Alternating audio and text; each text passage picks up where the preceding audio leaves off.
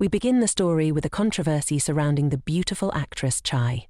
For months she had been suffering from severe headaches that had turned her life into chaos, and she could no longer hide them. Fans who saw her on the street believed she had become bitter, but that was never the reason. In fact, they even started preferring another actress of the same age who was always kind. However, Chai's situation worsened, and despite seeing multiple doctors, no one could find the cause. All they could do was prescribe strong medication, which had stopped working. This was draining her energy and causing problems during filming. She tried to carry on, acting as usual, but the excruciating headaches were impossible to hide. Her best friend, Sarah, who had debuted with her during childhood and often shared the stage, was always more popular. Sarah constantly tried to support her, but the comparisons were inevitable, and Sarah's kindness made her stand out even more. Another figure who captured attention in the entertainment world was Eun So, a singer and also a talented actor. With so many stars shining around her, Chai started to feel overshadowed. Though she took her career seriously, Yoon noticed how hard she worked. But one day, during a shoot, Chai's headache worsened so much that it delayed filming. She retreated to her dressing room, asking her agent for help, but even the strongest medications weren't helping anymore. Yoon, who had followed her out of concern, overheard her struggles and went to check on her. She confided in him about the pain, but then she almost fainted. Alarmed, Yoon instinctively leaned in and bit her neck. Yoon had remembered that his best friend Juson could heal humans by biting them, seemingly renewing them and even curing illnesses like colds. The best part was that after the bite, the humans would forget it ever happened. Jisun had long wanted Eun to try human blood, as Eun had only ever drunk blood from hospital bags. But this was the first time Eun had actually bitten someone. To Eun's surprise, the blood tasted incredible. However, Chai remembered everything, and she was furious. She accused Eun of harassment, and he was at a loss for words. Just then, her agent entered, and Eun hurriedly whispered that he would explain everything later, before quickly leaving. As soon as Eun left, Chai realized her headache had completely vanished. She assumed the medication had finally kicked in. Meanwhile, Eun was in shock. Had he bitten her wrong? Worse yet, he might be reported for harassment. But when he returned to the set, he saw Chai performing, and she shone like never before. It seemed everything was finally going right. She was even being praised for her outstanding performance. However, the new dilemma was how to explain why he had bitten her, especially since Chai wanted nothing to do with him. Eun knew he had to tell her everything. Later that night, Eun sent her a message asking to meet for lunch the next day. With no other choice, Chai agreed. Just then, her mother called. It seemed like her mother wanted everything her daughter earned, which wasn't much, and she always rubbed it in, saying that she was even more beautiful than Sarah. Yet Sarah was better positioned. Hearing all this and seeing Sarah in every advertisement made Chai feel terrible. She missed her grandmother so much. Maybe she no longer shone like she once did. The next day, just before lunch, Chai and Eun finally had a moment to talk. Eun didn't know where to begin, while Chai just wanted a written apology and to be done with it. But then Eun asked, "The pain hasn't come back since yesterday, right?" He quickly explained that it was all thanks to him, but warned that the pain would return. This scared Chai. She didn't want to go through it again. Eun added that the effects of his bites only last a week. When she didn't believe him, he whispered to her that he was a vampire. After biting her, she likely felt renewed, full of energy, with sharper senses. That's what happens with a vampire's bite. Still, Chai found it hard to believe. Eun told her to talk to him again in a week. Chai returned to the set, and there she saw her unrequited love, June. Hearing how concerned he was about her controversy reminded her that he was still the same guy she had met back in high school. However, he was also friends with Sarah, and they were closer since they belonged to the same agency. As usual, Sarah always seemed to overshadow everyone else. From that day on, Chai couldn't stop thinking about what Yoon had said. Could he really be a vampire? A vampire who wanted her blood? She wasn't sure if she could believe it. Meanwhile, June noticed Chai's focus shifting toward Ayun and felt jealous. He wanted all her attention for himself, but now, thanks to Ayun, he didn't have it. 2 years ago, June had met Ayun when both were cast in a drama.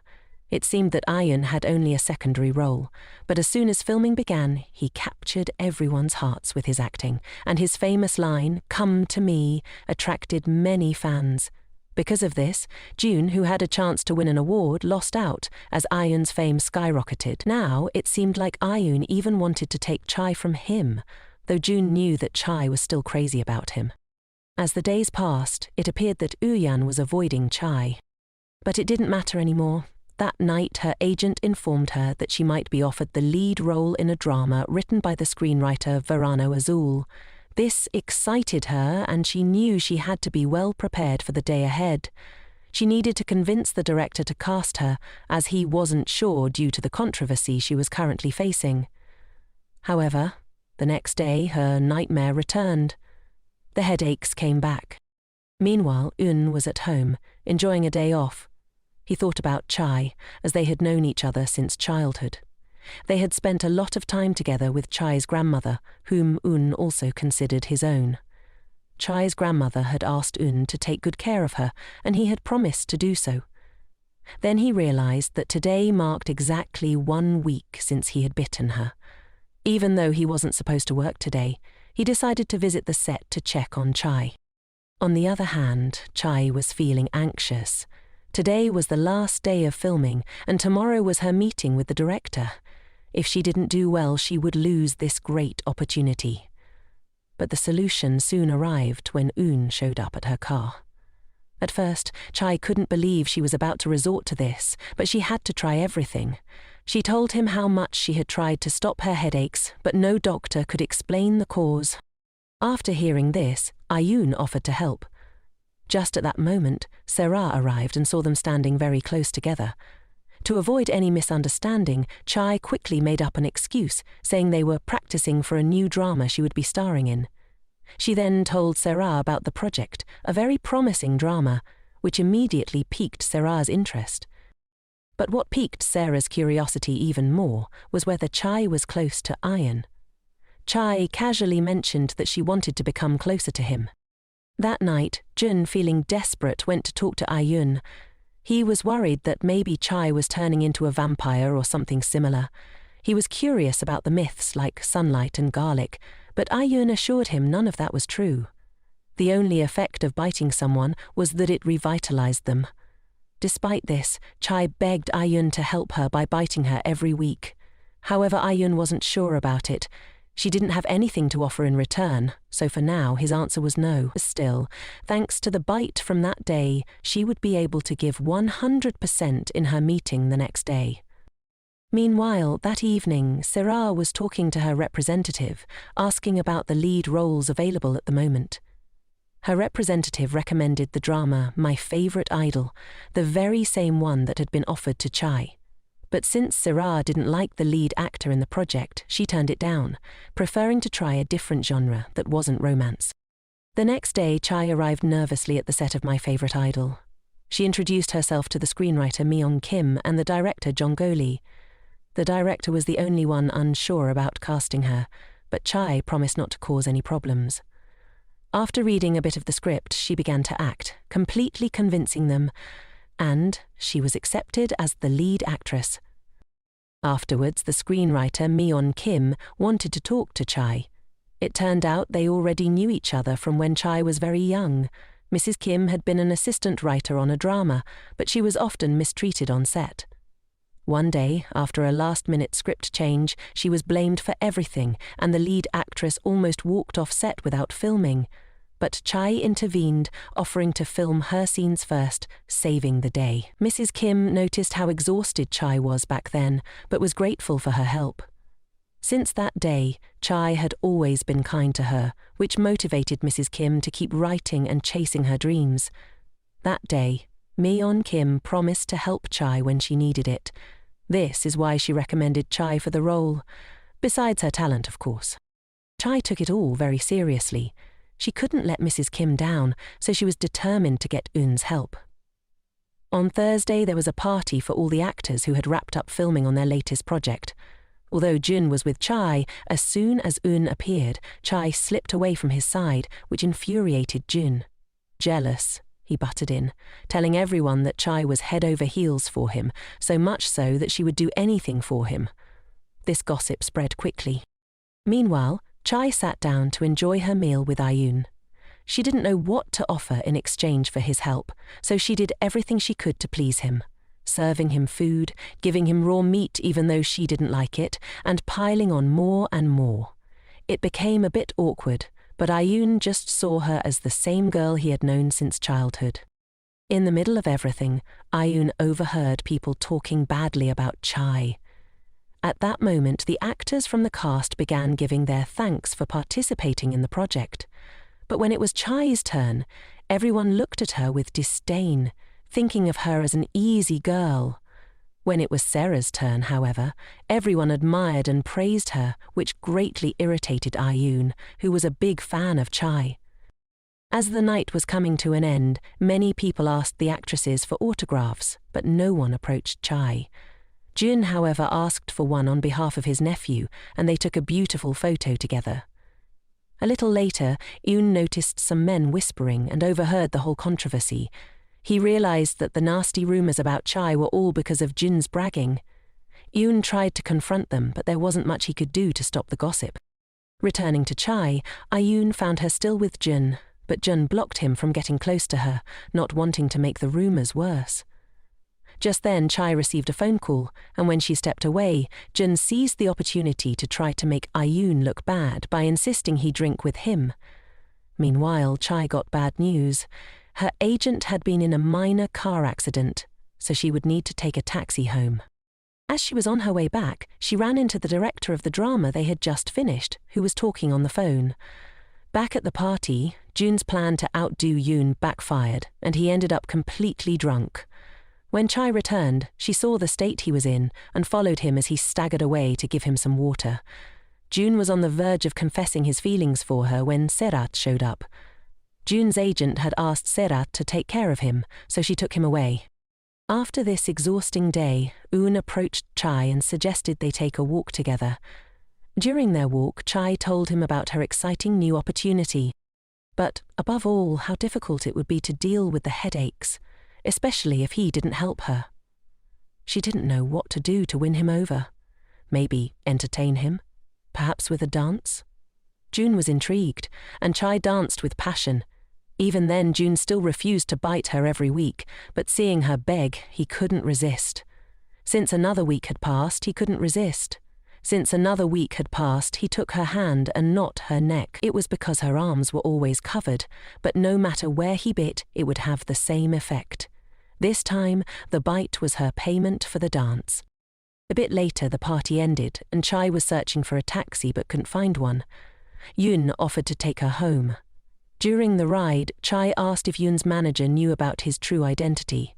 The answer was yes, but his manager wasn't a vampire. Just then, Chai received a call. Yoon remembered the last time he saw her, after such a long time, 5 years ago.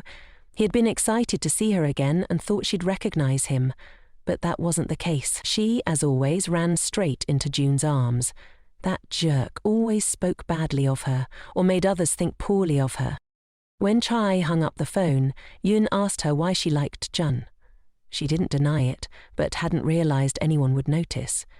Even though she knew they would never be together, they had been friends for so long, and she didn't want to lose their friendship if things didn't work out. After talking a little more, they finally arrived at Chai's home. Over the next few days, Jin texted Chai and invited her to dinner to apologize for what had happened the other day. She arrived at the restaurant and was surprised to meet a handsome guy who assumed everyone knew him, but they didn't. He introduced himself as Leon de Pleeks, a huge fan of hers, and he would be starring alongside her in My Favorite Idol. As they started chatting, Jin arrived, and to Chai's surprise, Sarah was also there, immediately jumping to the wrong conclusion.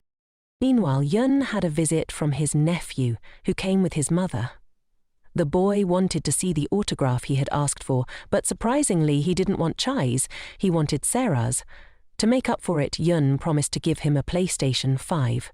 His sister, on the other hand, was happy Yun had finally talked to Chai and reminded him that what had happened in the past wasn't his fault. Later that night, Yun found himself alone again, but he couldn't stop thinking about Chai. Meanwhile, Chai was with her friends, but she felt like the odd one out. The others were talking non-stop, and she felt like a third wheel. On the other side, Yun received a call from his best friend, Chaeson Cha, who was very drunk because his new relationship hadn't worked out. Being a vampire as well, Jason had lost control, craving human blood. To prevent him from hurting someone, Yun gave him his own blood, which woke him up instantly. Vampire blood tastes awful. Just then, Yun got a message from Chai. Jason, out of curiosity, tried to snatch his phone, and in the scuffle, they ended up in an awkward situation that looked suspicious from the outside. While chatting with his best friend, Yun learned that there were rumors about Chai being madly in love with Jun. Furious, Yun wanted to check on Chai and found out she was indeed with Jun. A little while later, Yun showed up unexpectedly, surprising everyone. Chai asked him to join them for dinner. He stayed, but when the women went to the bathroom, Yun confronted Yun, accusing him of being rude. Yun took this chance to tell Jun that he'd been hearing things that were bothering him. He asked if Chai knew about all the gossip Jun had been spreading. Of course, Jun denied it. Yun, frustrated, called him out for his big mouth. Jun didn't understand why Yun was getting involved, and that's when Jun finally confessed that he liked Chai. Yun was shocked, but Jun was confident that he was the lucky one. Yun asked if Chai had ever told him that, but Jun was sure, claiming that things between them were about to get serious. Just then, Chai and the others returned, interrupting the conversation. Jun, still acting cocky, tried to invite Chai to watch a movie. However, their plans were cut short when Jisun arrived, and the group had to leave due to the late hour. Jun wanted to continue hanging out and suggested going to a bar, which Chai wasn't thrilled about. She had hoped to talk with Yun. Taking the opportunity, Yun whisked her away to a beautiful spot where he finally spoke about Jun. Yun wanted to know if, hypothetically, Chai would go out with Jun if he confessed his feelings. For Chai, that was impossible. She saw Jun only as a friend, and even if there were a chance, she wouldn't feel good enough to be with him. Hearing this hurt Yun because, for him, it was the opposite. Yun believed Jun didn't deserve Chai. He told her how much she shines when she acts, how everyone who watches her can't take their eyes off her. Yun couldn't understand why she kept doubting herself. But in that moment, Jun thought how much he wished he could have been the one, not Yun, to be the support Chai so desperately needed. After confessing all of this to her, he drove her home, reminiscing about their childhood. Once, while watching TV with Chai, she had promised him that one day she would win an award, and when she did, she'd thank him. The next day, Yun arrived at his agency only to find himself in a crisis.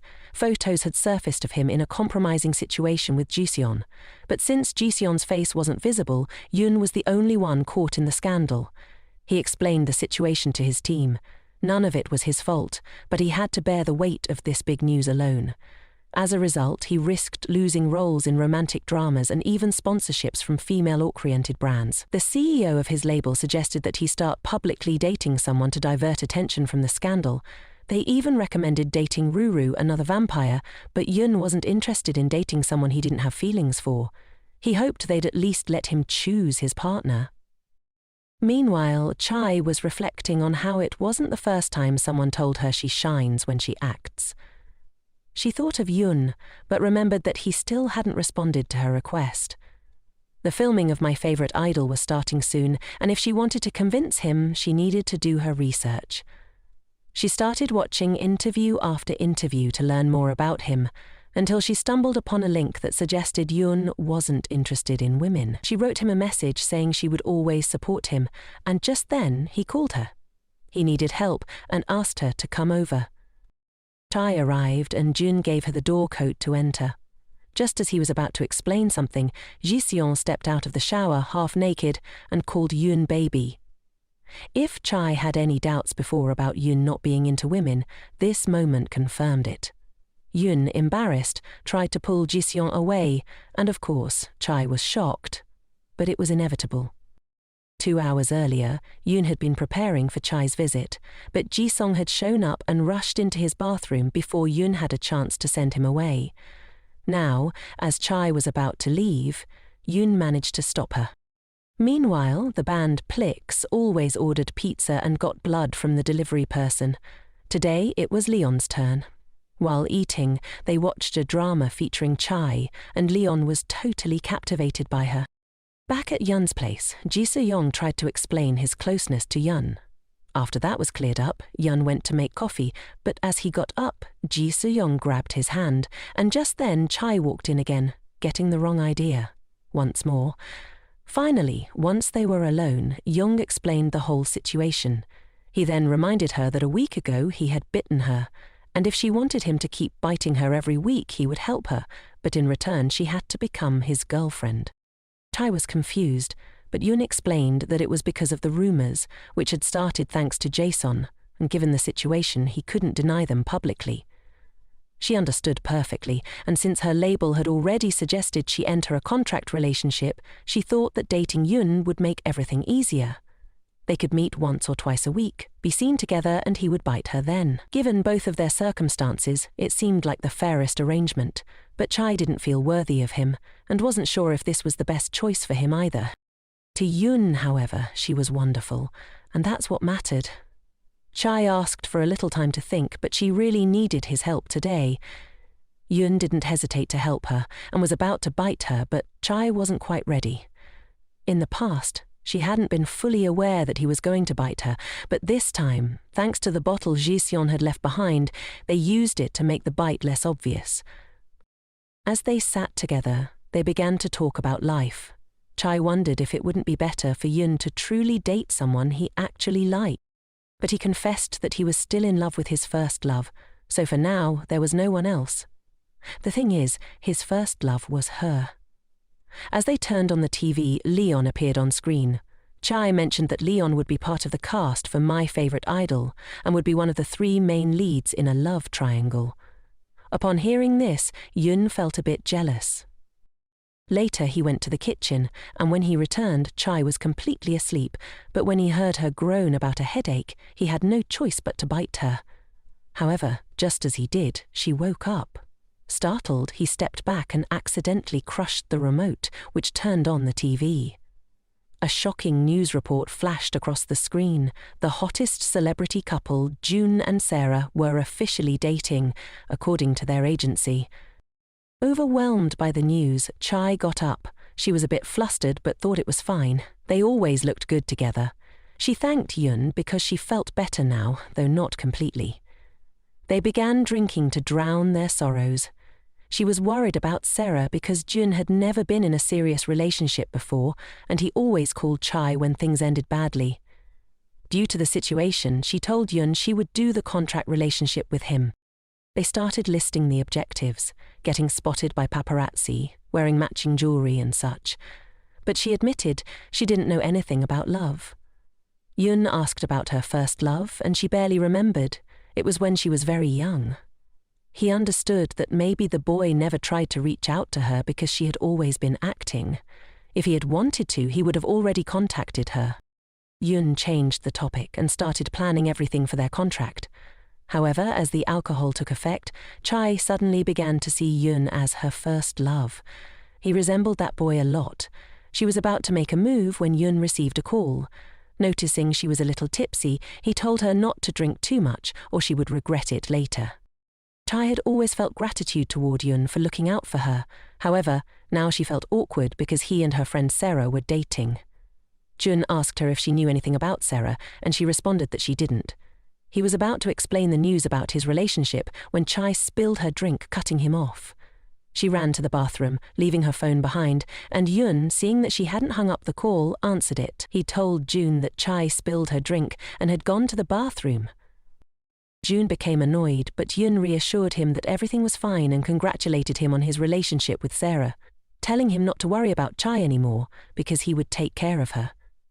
After saying this, Yun hung up the call.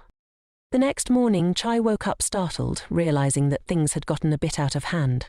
A while later, Yun entered, and she nervously asked if he remembered anything from the night before.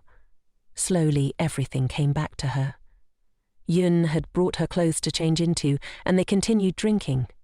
She had told him that Sarah and Jun were her only friends, and that now everything would change since they were in a relationship. She added that she felt really comfortable with Yoon and asked if they could stay in touch, even after their contract ended. They ended up toasting to their relationship, though by then she was quite drunk. She asked why it didn't hurt when he bit her, and Yoon explained that vampire bites had an analgesic effect, comparing it to a mosquito bite. When a mosquito bites, you don't feel anything. Hearing this, Chai burst into laughter, imagining Yoon as a mosquito. He smiled too, but noticed she was very drunk. Then, out of the blue, she asked what would happen if she bit him, and if a human had ever bitten him before. Yoon was taken aback, but before he could respond, Chai declared that she wanted to bite him. Without warning, she gave him a huge bite, leaving Yoon stunned. That's how Chai fell asleep the previous night, and today she realized the massive mark she had left on Yoon's neck. She panicked, wishing she could disappear. Later, she showed up at the recording studio, where Miss Kim and Mr. Lee were excited to see her. But suddenly, she received a message from her manager. When she stepped out of the office, she saw her co-worker Leon, who looked pale. He started explaining that he had been very nervous that morning, and his group had helped him calm down.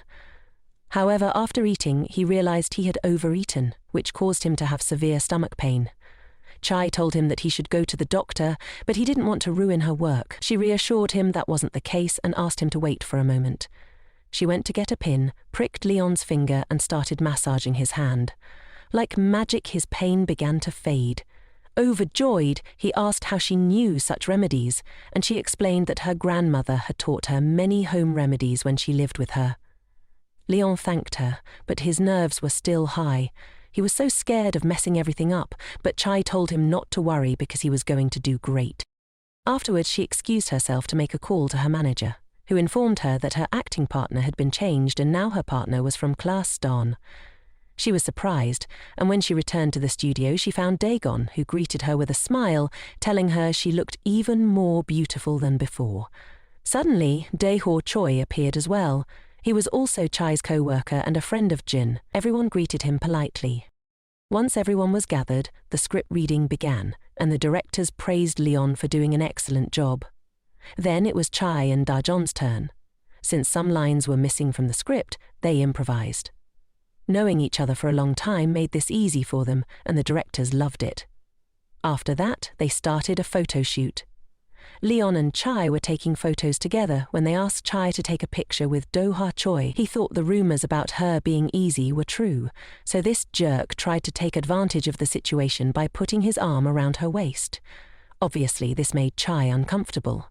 Seeing this, Leon stepped in between them and suggested taking a group photo, successfully separating Chai from the creep. Do-ha didn't like it at all. Later, Chai and Eun were together, both wearing masks. They were in the car, laughing at how they looked, as if they were in a secret relationship. Afterward, they headed to the movies. Once there, she mentioned she wanted to watch a vampire movie. Soon after, Yoon came back with popcorn and tickets, and they entered the theatre together. They turned off their phones, and the movie started. Yoon began sweating and suddenly grabbed Chai's hand. She was surprised to realize that Yoon was scared of these types of movies. Of course, he denied it, but he couldn't hide it. Chai ended up covering his eyes for him. After the movie ended, she couldn't stop teasing him because it was hilarious that a vampire would be afraid of a vampire movie. Once they turned on their phones, they saw a news alert about a school bullying scandal. Meanwhile, Sarah wanted to send Chai a message to apologize for not telling her about her relationship with June, as she didn't know how to break the news. She felt sad and pensive because they had been like sisters since childhood, and she didn't want to ruin their friendship. Just then, she saw the news that Do-ho Choi had been accused of school bullying, and his agency was conducting an investigation. At the same time, Yoon received a call from his boss who wanted to meet him urgently. They were still in the car, and seeing that Chai was worried, Yoon told her that the news might not be true. She replied that she hoped so because she didn't want the situation to escalate. It could cause her a big problem. Yun dropped Chai off at her house, apologizing for leaving her like that, but she told him she had a great time and had never had so much fun, clearly because she'd been teasing him. She was about to get out of the car when suddenly he told her he'd be quick and bit her. She was shocked because she hadn't even felt anything, and he explained that the last time she had been too tense, which was why this time he bit her faster. She got out of the car and left, blushing with her heart racing. On the other hand, a little later, Yun found himself meeting with his boss. She informed him that they had offered him a role in a drama, replacing Dua Choi. Due to recent events, they had asked for another actor, and she had considered Yun for the part. He asked if the controversy was true, and she confirmed that it was. She explained that the agency was handling negotiations with the victim, who had already provided evidence. The affected party had also issued a public apology, and Do-ha was being removed from all his projects. That's why the agency was looking for a replacement. Yun thought about what Chai had told him and eventually accepted the role. Later, Yun shared the news with Chai, telling her that he was going to be the lead actor in the drama and that he wanted her to be the first to know. She was thrilled, as it meant they would get to see each other more often. However, Yun then told her that for now they would need to pause their contract. With all the controversy surrounding the situation, it could negatively impact the drama's production. They agreed to wait until things calmed down before resuming the contract, and Chai reluctantly accepted. The day of the first shoot arrived, and Chai's headache started up again. When Leon saw her, he wanted to talk to her, but she disappeared. It turned out she was with Yun, who was giving her some medicine. Meanwhile, Leon heard a noise in the meeting room and, curious, went to check it out. Just then, someone called him to get ready for the filming, which caused him to backtrack and separate from Chai. As they parted ways, Yun saw Chai and Leon together, which made him feel jealous. He approached them and Leon greeted him, saying it was a pleasure to meet him. After the formal introductions, Mr. Hanang interrupted them, asking Yun to help Leon, who was his biggest fan. Leon then added that Yun wasn't just his fan but also his role model. Yun thanked him, and a few minutes later the filming began. Chai and Leon got along wonderfully during the shoot, which only made Yun more irritated. He watched them so intently that he didn't notice Daejeon, Chai's co-star, approaching him. She told Yun she was happy to work with him again, but he gave her a distant response, saying he felt the same. In reality, he wasn't paying her any attention. His focus was entirely on Chai, which annoyed Daejeon. After they wrapped up the shoot, Leon and Chai congratulated each other on the great job they had done. Someone commented to Leon that although he said Yun was his role model, it seemed like he was more focused on Chai. Leon responded with a smile, admitting that Chai was also his first love. For a moment, everyone around them was shocked. But suddenly they told him not to say those things because it could be misinterpreted. They explained that Chai was a sweet girl actress and that many boys had fallen in love with her. With a smile, Yun agreed, which left Leon thinking. After a while, they were practicing their lines together and they began to smile more. Later, Yun and Chai were reviewing the script, but Chai suddenly noticed that Minji had a kitten sticker on her phone, and she got really excited. Minji told her it was her kitten, Roru, and Chai couldn't wait to see more pictures.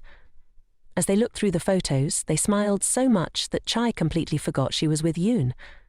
Poor Yun was ignored because of a cat. A little later, Daejeon was talking to Minji, telling her that she initially thought Chai was arrogant, but had realized after getting to know her that she had a good side. She also mentioned what had happened with the pictures of the kitten. Daejeon told Minji that Chai wasn't usually like that. The two of them hadn't been close, even though they had shared high school together. Daejeon had always noticed that Chai wasn't very kind to other girls.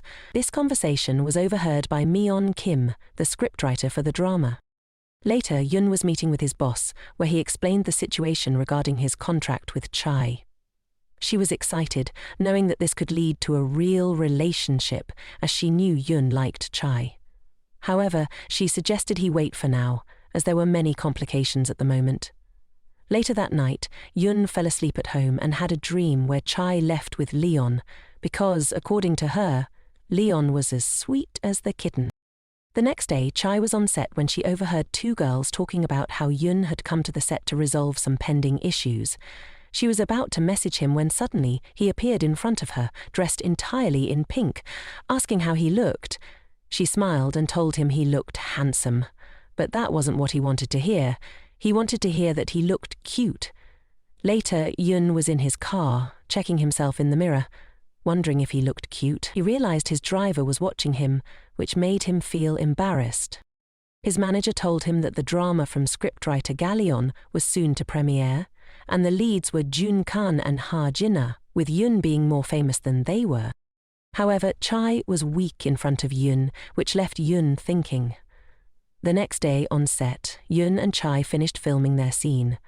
As Chai jumped to hug him, her heart beat faster. She whispered, wondering if vampires' hearts beat that fast. Just then, Leon appeared, calling out, "Nuna!" congratulating her on her performance. His closeness made Yun feel sad, wondering how they had gotten so close. Leon asked Chai if she drank, and memories of Yun flashed in her mind. Blushing, she said she didn't drink much, only sometimes. Later, Yun went to Chai's house. They sat down to talk about what had happened on set with Leon. Chai mentioned that she wished her brother were as sweet as Leon. Yun, surprised by her comment, blushed. Chai, smiling, said that she felt closer to him now, as they were allies. Thanks to him, she could now connect with more people, as she had previously kept her distance from everyone. Her only friends were Sarah and Jun, and she realized how isolated she had been. Suddenly, Yun stroked her hair, which made her nervous. Chai then asked if he wanted something to drink, but as she tried to get up, she slipped and fell on top of him. As she heard the fast-paced heartbeat of a vampire, she thought it was normal, but when she got up, she realized Yun was as red as a tomato. How could he not be, when he was deeply in love with her, and every time he got close it made him nervous? In the midst of this, Yun stood up and, without giving her a chance to react, jumped on her, looking into her eyes, and suddenly bit her. Afterward, he told her that now that they were together, he could bite her. She, slightly annoyed, told him not to do that again without warning her. He nodded, but made her promise she wouldn't get mad again. Once she calmed down, Chai said that sudden bites weren't good for her because they made her heart race too much, but then she asked if his blood was rich. Yun answered yes, and that every time he tasted her blood he wanted more. Chai asked about other people's blood, and Yun replied that each person's blood was different. Chai didn't know what to say, but Yun assured her not to worry because he wouldn't bite anyone except her. A little later, Chai asked him to turn on the TV. While Yun was looking for the remote, he found a photo of Chai and her grandmother. Seeing this made him sad, and he told Chai that he had to leave to take care of something important but would call her later. He left, leaving Chai surprised. Meanwhile, Yun was driving, thinking about how he had always wanted to distance himself from her, but couldn't, which is why he was always around. He feared getting closer to her because he knew he wanted a special relationship, and each time he felt more jealous of everything, making him think that he didn't deserve her. He felt guilty, as he hadn't been there for her when she needed him most. The next day, Chai's phone alarm went off, and she answered thinking it was Yun. She was busy because he hadn't called her. She decided to send him a message to ask if he had gotten home safely. His response was distant, just a simple yes, saying they would meet at the set later. Later, Chai was surprised by Minji's behavior. Then Leon arrived, and Minji asked why he treated her with so much formality, while Chai didn't get the same treatment.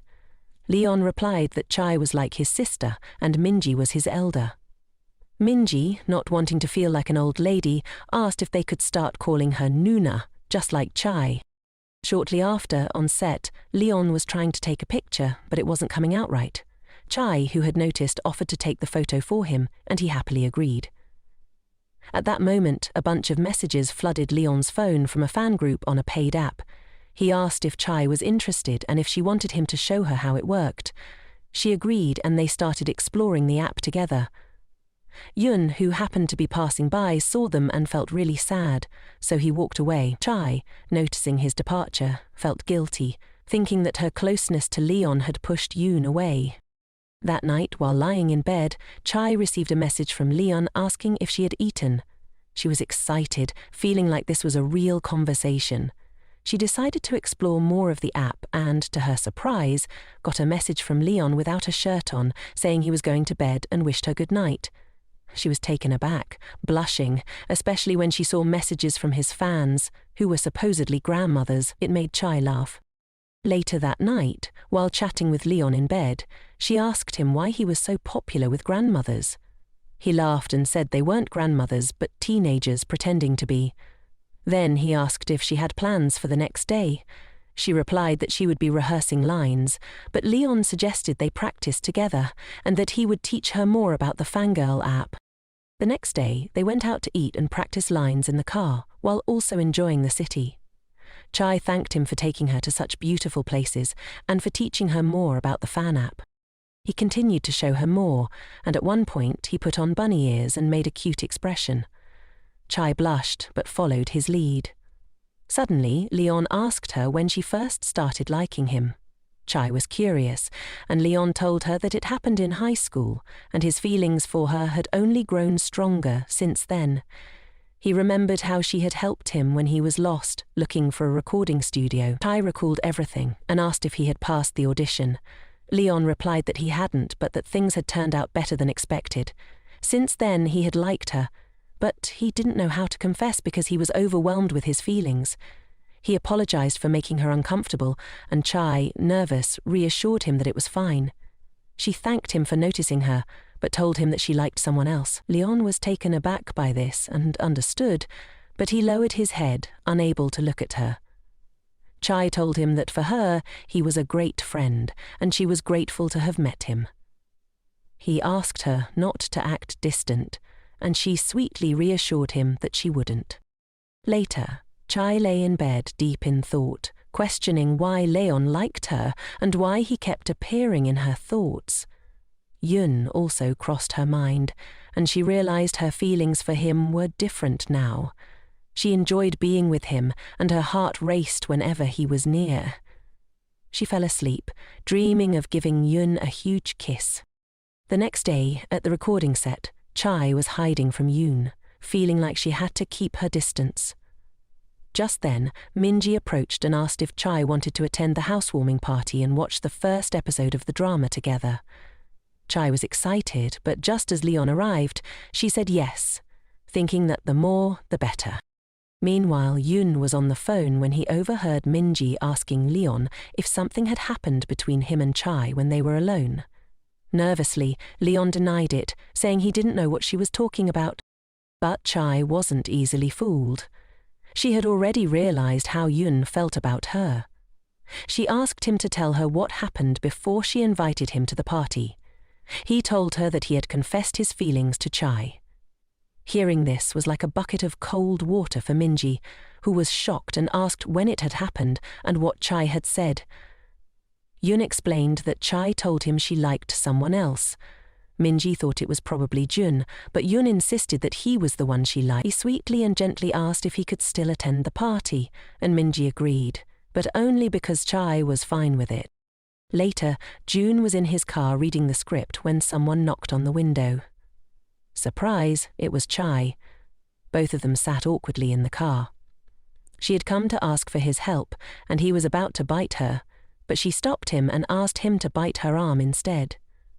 He agreed and did it, and she felt her heart racing as she remembered her dream, blushing. She thanked him and was about to leave when he stopped her. In the end, he didn't know what to say, which upset Chai since he had been distancing himself from her. She looked at him sadly. She told him that, for now, only she would benefit from their contract, but he could always ask for her help whenever he needed it, and she would do whatever she could to assist him. He smiled and accepted her offer.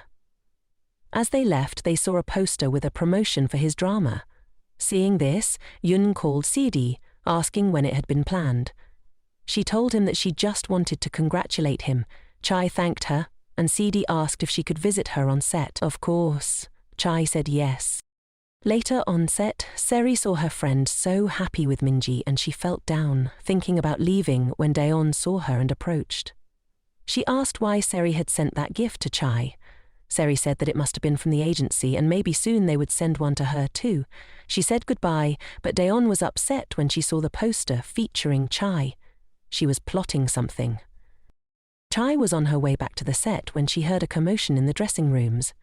Concerned, she went to check and found Hichi holding a dress that was stained with coffee. It was the one provided by the sponsor. Jijian, who was in charge of the costumes, felt embarrassed and was about to leave when the representative of Chai's agency noticed what was going on. Chai insisted she would pay for the dress, but the most logical thing would be for the person who caused the damage to take responsibility. Unfortunately, Jijian didn't know who had done it. Later, Chai was in the bathroom looking up how much the dress cost. It was an eye-watering $5,000. She started thinking about how she would manage to pay that amount when her personal expenses and her mum's were barely covered. She considered paying in installments. Suddenly, she overheard someone talking about Yun, who never accepted clothing sponsorships but was now wearing a brand new outfit. This was great for the brand since everything Yun wore sold out instantly. As she left the bathroom, Chai noticed a worker walking distractedly and accidentally bumped into her. Without hesitation, Chai rushed to help her. When she noticed the worker had hurt her hand, Chai took her to the dressing rooms to take care of her. Shortly after, she was told that the new dress was ready and she wouldn't need to pay for it. She just needed to wear it. They asked her if the dress was expensive, but Chai nervously avoided answering. She had gotten lucky. Later, Chai walked out of the dressing room, looking beautiful in the dress, only to spot Yun wearing an outfit from the same brand. She was shocked at how well it fit him. They both met face to face, and Chai complimented him. With a sweet smile, Yun thanked her, but he quickly returned the compliment, telling her she looked beautiful too. Chai was left confused with her heart racing. Just then, Leon appeared, all excited to greet her, but she was so focused on Yun that she barely noticed him.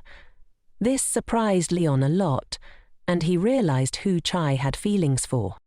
Meanwhile, the girl Chai had helped earlier told her boss that she knew who had damaged the dress. She claimed it was Daeon, and she had seen it happen. The boss explained that the accusation was serious and it would be better to forget about it, since there was no proof. Meanwhile, on set, Chai was glowing in that dress, and of course this infuriated Daeon. She started remembering how she met Chai. They attended the same school and were in the same class. Daeon thought Chai would be the only friend Seri would have since they were both famous, or so she thought, but one day, while walking down the school hallway, they ran into Chai, and Seri introduced her as her only and best friend. This surprised Daeon, but the other friends of Seri started gossiping, saying that Chai had been absent from classes because she was sick from working too much. Since she had to support her family, she had no choice. This left Daeon thoughtful, especially when Seri's mum came to pick them up to take them home. But Chai didn't go because she had to work. Daeon thought that this couldn't possibly be friendship.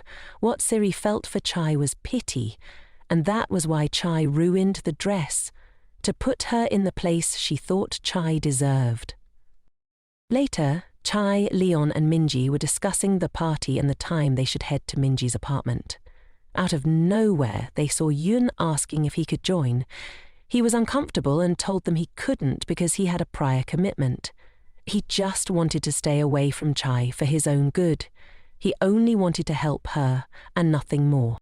On the day of the gathering, Chai, Leon and Minji arrived at Minji's house. They thanked her for the invitation and gave her their gifts. Just then, the little cat Ruru appeared. Chai was so excited to see her and started holding her. Ruru was happy in Chai's hands. Soon after, the three of them were enjoying coffee together, but then they mentioned how worried they were because the drama June was acting in was going to air at the same time. According to surveys, more people were anticipating that drama over theirs. Chai told them that no matter the outcome, they had to do their best until the very end. Then Minji told Chai that Sari had only sent that gift to her, and not even her boyfriend understood that for Sari to do that, she must care a lot about Chai. They even thought that when they had time, the four of them should do something together. Meanwhile, Yun was at home, feeling lonely and regretting not going. He got a call from Jijeon, whose wild friend, who asked where he was. Without thinking, Yun told him he was at home, so Jijeon discovered he had been lying. Jisun told him he was heading to Minji's house and insisted that Yun join him once he finished his commitments. Yun asked if he knew Minji, and Jisun replied that they went to the same school. Jisun kept pushing him to join him, and Yun finally came up with a solution, telling him that if the drama succeeded, they would celebrate by drinking.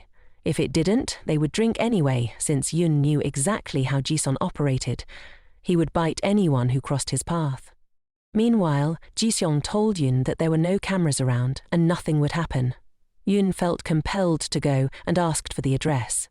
Meanwhile, at Minji's house, she and Chai were cooking, but they had forgotten the essentials, drinks.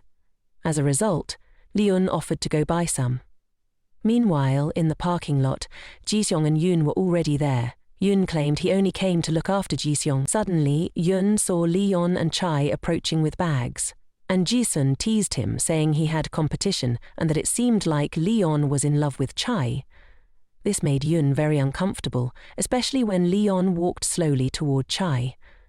However, Jisun quickly interrupted, and Yun ran to help Chai, but they had to enter the house. A few hours later, everyone was seated at the table, waiting for the drama to start. Everyone was paying attention, and Leon told Chai she was acting impressively, but that he looked odd. She told him his work was also amazing, and when Yun appeared on screen, he looked so handsome that everyone started saying he outshined the others because he was so good-looking. However, when Chai noticed that Leon seemed sad, she reassured him that he had also been charming. Soon after, Yun received a call from his agent, who told him the audience results were in. Everyone was eager to know the outcome. Yun shared that their drama had gotten an 11.4% rating, making it #1 in its time slot, surpassing Jun's drama. Leon hugged Chai, which made Yun upset. Jisen quickly approached and tried to separate them by giving Leon playful kisses on the cheek. Leon, blushing, told him to stop, but everyone was laughing at their antics. A couple of minutes later, they were all celebrating and drinking. Jisun asked Chai if she would allow him to speak informally with her, and she agreed. After eating, Jisun suggested they play a game that would be fun, where the loser had to drink a shot of liquor. Chai was already on her third shot, losing repeatedly. Leon told her he wanted to be the one to drink for her, and that he would make a wish in exchange. Chai felt uncomfortable, but drank her shot. And when it was Yun's turn, she excitedly mentioned that it was Yun's favorite game, and it was clear the alcohol was starting to get to her head. Suddenly, Leon received a call from his friend, John, who asked when he would return because they had a surprise for him. Minji told him how lucky he was to have such friends and encouraged him to enjoy the party, so he had to leave. However, Jisung said that now they had to play a loyalty game. As always, the loser had to drink, and Chai was worried that if Yun got drunk, he would try to bite her again. As expected, Yun lost again, and before he could react, Chai quickly drank the shot herself, saying she was now the knight. Yun made a funny face, and Chai laughed heartily, but Yun suggested they take her for a walk to help her sober up. After they were alone, Jison told Minji he thought Yun's love was one-sided, but Minji was still sad about Leon. Meanwhile, Chai and Yun were walking. He told her she shouldn't drink so much, but she didn't want him to either. She was scared that when he got drunk he might bite her again, but it was her who ended up biting him. He gently explained that they needed to sit so she could rest. As they sat, she told him she was happy because she felt he was a good person. He softly replied that everyone who really knows her cares for her, but she should stay away from Leon to avoid misunderstanding. Then she asked if he liked her. He blushed and didn't know how to respond, turning away to avoid looking at her. She thought that even though her mind told her he didn't want her, she still hoped he did. He was about to answer when, suddenly, she grabbed his shirt, took off his cap and mask, and kissed him. This reminded her of when they were kids, and she had told him angrily that she didn't want to be his sister, but his girlfriend. The next morning, Chai woke up in Minji's house, feeling alarmed and wondering what had happened. She got up and went to the kitchen to prepare something to eat. Minji also woke up and was surprised to see Chai. She nervously asked her what had happened the night before. Minji began telling her that Yun had carried her on his shoulders and they had continued drinking. She even saw herself bite Yun on the neck. She blushed and apologized to her friend. But Chai expressed that she and Jisun had a lot of fun watching them. Soon after, Chai wrote to Yun, apologizing for what had happened, and this made Yun remember everything from last night. However, from what Chai had written, Yun knew she didn't remember anything at all. A few minutes later, Yun and Chai met on set, greeting each other with smiles, both thinking that neither of them remembered anything. They started filming their scenes, and the crew began commenting on how great Chai's performance was, saying it was a pleasure to work with her. Don was upset by how much they were praising Chai, so she decided to go get Chai's script to damage it. But she was caught by the scriptwriter Myeon Kim, who informed her that the entire place had surveillance cameras. In fact, she was the only one who entered the dressing room with coffee and then left without it. Myeon showed her the video, and Don became nervous. Her plot was over. Myeon wasn't going to let this situation slide. Chai was practicing her lines when Mrs. Kim entered with Don. She said she had something to tell Chai. They all sat down, and Don apologized, explaining that she had entered with coffee because the dress was so beautiful she wanted to see it up close, and accidentally spilled coffee on it. Chai wanted to yell at her but stayed calm and simply accepted the apology from this horrible person. Afterward, Don left angrily, and Mrs. Kim told Chai that if she ever needed help she shouldn't hesitate to ask. Since she now knew what had happened with the dress, Mrs. Kim also told her that Yoon had bought the new dress and even offered to sponsor the clothing brand so that Chai wouldn't have to pay for the stained dress. That night, Chai spoke to Yoon, thanking him for the dress but also telling him she felt like she was taking advantage of him, even though she knew he enjoyed his delicious blood every week. Since tomorrow marked the week, he would need to bite her. She asked if he wouldn't be too tired after filming the musical, and he said no, that he would be early to help her. After wishing her good night, he hung up the call, leaving Chai wondering why he was being so kind to her. Meanwhile, Yoon was filming his video, but his manager told him there were a few more shots to do and he needed to repeat them. Yoon was worried because it was already late and he had to return to help Chai. Besides, he had a photo shoot with Leon the next day. The next morning, Chai arrived on set, and she and Leon were doing a photo shoot, the theme being a love triangle. They had just started taking photos when Chai suddenly began feeling a headache. Leon asked if she was okay, and she assured him she was fine and not to worry, but her pain worsened, so they decided to take a break. She went to her dressing room, and just then, Yun arrived. Chai asked her manager to get her some painkillers. When he left, Yun bit Chai, and instantly her pain disappeared. She scolded him for taking so long and he hugged her, apologizing and promising it wouldn't happen again. At that moment, Leon entered with some painkillers. Yoon greeted him and Leon asked if Chai had been crying. She explained that she hadn't been crying but had only yawned, and she felt much better, thanking him for the medication. Leon looked at Yoon curiously. When everyone was about to leave the photo shoot, Leon took Yoon's hand and asked if he had bitten Chai. Yoon was surprised, thinking they had been found out. However, Leon smiled and apologized for asking that out of the blue. Meanwhile, during the photo shoot with Chai, Yoon felt jealous, especially when they were told they made a good couple. Yoon thought about what would happen if Leon found out that he had been biting Chai. Would it mean that Leon could bite her too? And if that happened, she wouldn't need him anymore. The photo shoot with Yoon went smoothly until they had to take a bite of a cake together. When their eyes met, there was a spark of electricity and both blushed, remembering what had happened at Minji's house. This made them both uncomfortable, and the crew began commenting that they didn't seem as close because they looked awkward. This made Leon think. Meanwhile, Jin was reading the comments about their dramas and saw some that said Yoon was much better than him, which annoyed him. But then he saw comments praising Chai, calling her beautiful, and that made Jin happy. Meanwhile, during the photo shoot, Chai was deep in thought. Leon approached her, about to ask if she liked Yun when the lamp suddenly fell. It almost hurt Chai, but Leon intervened and saved her. Chai was worried and asked them to call an ambulance because Leon had hurt himself.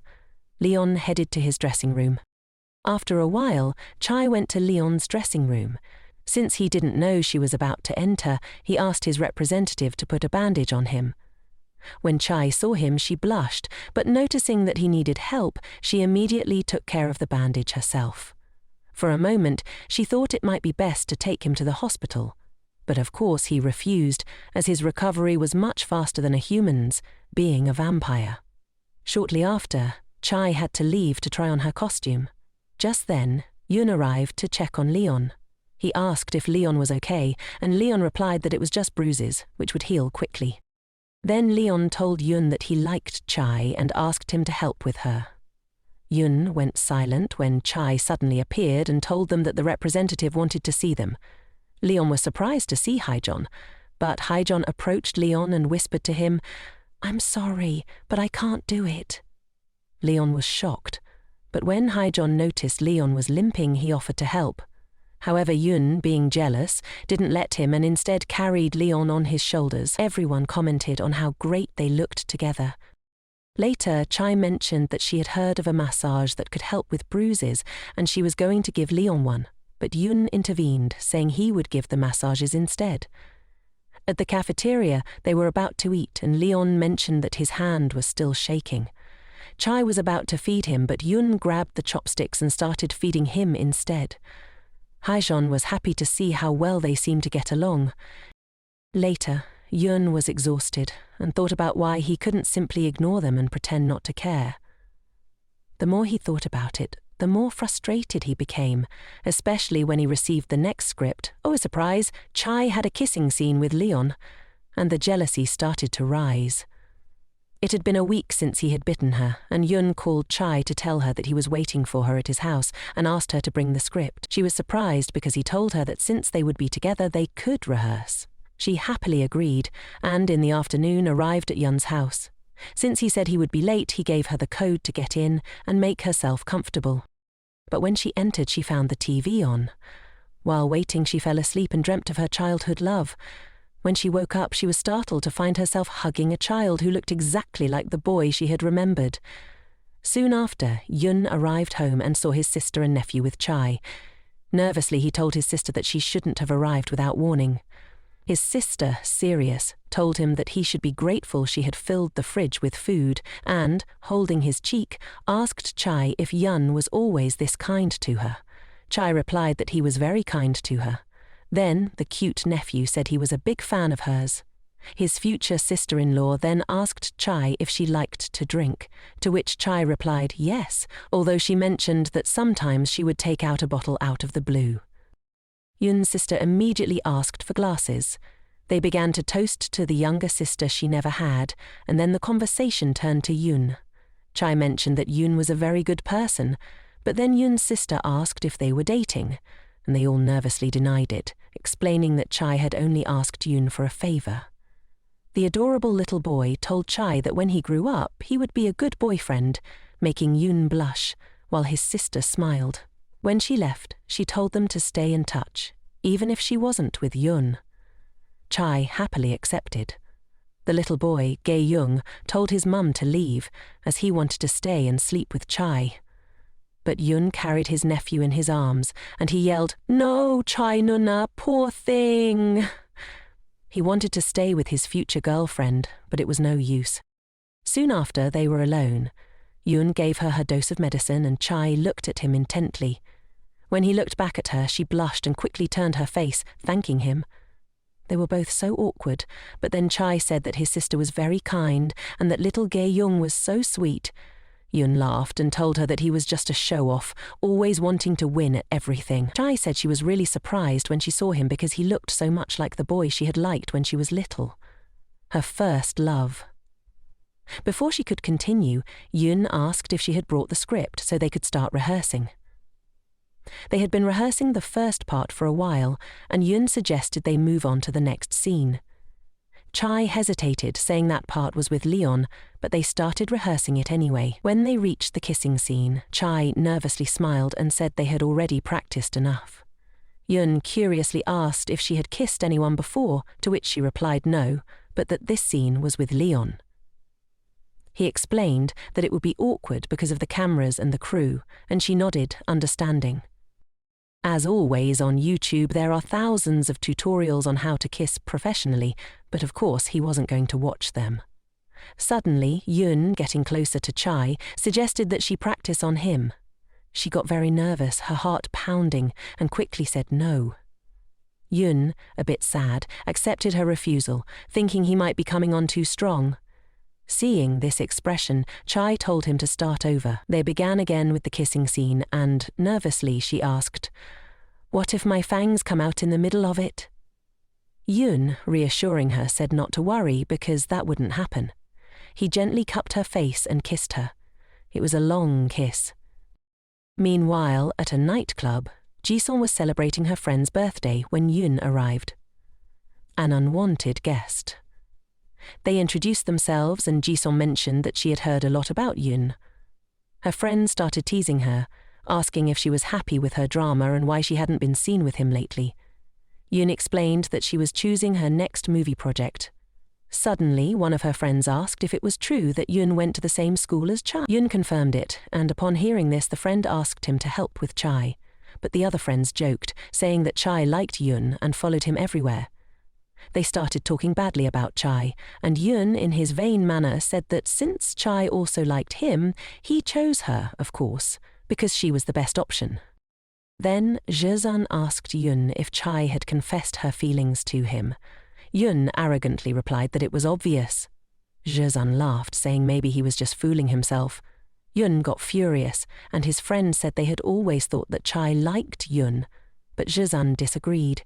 She said she didn't believe it because in the short time she had known Chai, she was very kind and friendly, so people could easily confuse those feelings. However, she had noticed that Chai was interested in someone else. Her curiosity piqued. Her friends asked who that person was, but Yoon refused to say. They quickly concluded it was Yoon. Meanwhile, Chai was still practicing the kiss scene with Yoon when she received a call from Jun. She was so focused that everything got ruined when she answered the phone. Jun told her he was at a nightclub and asked if she could come. She was nervous and told him she couldn't come right now, but they could meet another time. After saying this, she hung up, leaving Jun even more furious. After the call ended, Yoon overheard Chai's stomach growling for food. Without wasting any time, he rushed to prepare something for her. Out of nowhere, Chai began remembering the kiss she shared with Yoon at Minji's house during the party, and this made her incredibly nervous, especially since he was sober and most likely remembered it. Nervously, she grabbed a bottle of wine, and Yoon quickly took her out to eat before she got drunk. While they ate, Chai asked if he had kissed many people before, which startled Yoon. She told him that for her, it had been her first kiss. Chai then started searching online for kisses from Yoon's dramas, and Yoon, feeling nervous and trying to stop her, spilled a glass of wine on his clothes. Chai quickly removed his shirt, claiming she needed to wash it, leaving Yoon semi-nude. As she tried to clean the wine stain, she couldn't stop thinking about why she was feeling this way, especially since it was just a practice. Yoon, getting closer to her, said it had also been his first kiss, and that practicing was good for both of them. Annoyed, Chai turned away, but when she saw him semi-nude, she got scared and quickly told him to go put his shirt back on, even though it was she who had left him in that state. Later, Chai went upstairs and overheard a phone conversation where Yoon was talking to a girl and, worse still, they were making plans to meet at a hotel. This devastated her, and she immediately decided to go home. However, Yoon saw her and insisted on taking her home. When they arrived, before getting out of the car, Chai shouted at him, demanding he not lie to her again, saying that this wasn't their first kiss, since they had kissed just a few nights ago. With that, she got out of the car and went inside her house. At the entrance, she was met by Jun, who scolded her for not answering his calls. He, foolishly, grabbed her tightly and said he missed her, not as a friend but in a way that implied more. Chai told him to let go, but Yun arrived just in time. Yun, wanting to talk to her alone, was so stubborn that he grabbed Jun by the shirt and forced him to step away from Chai. Seeing this, Chai stepped in and told both of them to go home and talk later. She left, leaving them alone. And June also left, but not without warning Yun not to get close to Chai again. The next day, Yun arrived on set and overheard that Leon had been brushing his teeth all day because he was going to kiss Chai. Yun was excited, thinking it would surely be their first kiss, but of course it wasn't, since June had already kissed her. On set, Chai was nervous and had just run into Yoon, who told her to think about how they had practiced together. When they finally reached the kissing scene, Chai kissing Leon couldn't help but remember the kiss with Yoon. On the other hand, Jun was sulking in his dressing room, not wanting to watch Chai kiss someone else. Meanwhile, Jun's representative received a call, and it seemed like a unique opportunity for Yun. Jun explained that Yun had been invited to a celebrity talk show and it would be a great time to promote the drama. Yun never felt comfortable on these types of shows, but when he was told that Jun would also be attending, he agreed, wanting to get back at him. Meanwhile, Gina was texting Yun, hoping to see him that night. That evening, Yun went to meet her. Their relationship seemed very close, and she was excited to spend time with him, even after traveling so far. She hoped to stay in Korea as an influencer. But the worst part was that she knew Yoon's secret and asked if he had ever consumed human blood. Back at home, Chai was thinking about Yoon, even seeing him on TV. She was deep in thought and finally accepted that she liked him, but she wasn't sure how he felt about her. She worried that her feelings might ruin the beautiful and special connection they had. So, she decided to hide her feelings, at least until she no longer needed his help. Suddenly, there was a knock at the door, and to her surprise, it was her little vampire Yoon who had come to bite her. After the bite, he told her that he had something to share and wanted to be the one to tell her before she found out from someone else. This left Chai shocked. The thing was, he had gone on the talk show to get back at Jun for mistreating her. He remembered that morning at the recording set of the talk show, where Yoon was getting a drink. He overheard some men talking badly about Chai, saying that she had always been behind Jun, and even suggesting she could be his mistress. They spoke so poorly of her that Yoon couldn't stand it anymore. He stormed into the men's bathroom and confronted them, but just in time, Jun arrived and stopped Yoon before he did something reckless. They were now ready for the interview, and the host started by asking Jun about his relationship with Sera. In his arrogant manner, Jun replied that they had known each other since high school, and that when they realized their feelings were mutual, they decided to take the risk and be together. He added that he was very happy with her. What a liar. Everyone found it sweet the way he spoke. Suddenly, Yoon asked for permission to say something. He began by saying that hearing Jun speak so confidently gave him the courage to confess something. He revealed that a long time ago he had confessed his feelings to a girl, and now he finally had the courage to openly declare it to everyone. His representative was on the verge of a heart attack, and the presenters were thrilled. They eagerly asked who this girl was and what her name was. Yoon mentioned her name and thanked her for reciprocating his feelings. He then openly declared that he loved her, and today he was sharing this with Chai. Chai had only just learned of this and thought she would be upset, but instead she was happy. She realized that, with Yoon's confession, their meetings would be easier, and it felt even better knowing she was in love with him. At that moment, Yoon received a call, and it was from Gina. He didn't answer, but when he saw it was his representative, he picked up. Chai, feeling jealous, began to worry that the more she fell for him, the more broken her heart would be in the end. The next day, on the recording set, everyone was excited to hear about Yoon and Chai. They were surprised, but what hurt them most was seeing Leon, completely devastated. Later, Yoon ran into Leon, who was embarrassed. He confessed that, since he didn't know Yoon and Chai were together, he had asked Yoon for help to go out with Chai. But that was all in the past. Leon still wanted to know if Chai knew he was a vampire, but before he could ask, they were interrupted. A few days later, the celebrity talk show aired on TV, and Chai was watching it at home with Yoon. She was so excited, and when she heard Yoon's confession, for a moment she felt his love was so genuine. Everything he said was true. He had been a fan of hers since she was a child. As he mentioned this, Yoon remembered his childhood. When he was a boy, he had arrived in a small town in the middle of nowhere. Everyone ignored him, and his parents fought over where they had settled. At school, he was teased for being so pale. But despite this, he became popular with the other children, which led to problems with the school bullies. One day, they pushed him around and ruined all of his things, and Yoon, in response, pushed them back. Just as the children were about to hit Yun, an elderly lady appeared and defended him, causing the children to run away. Yun asked her where she lived, and since it was far, he hoped she would allow him to accompany her home. She invited him to eat and gave him clean clothes, which happened to be her granddaughter's.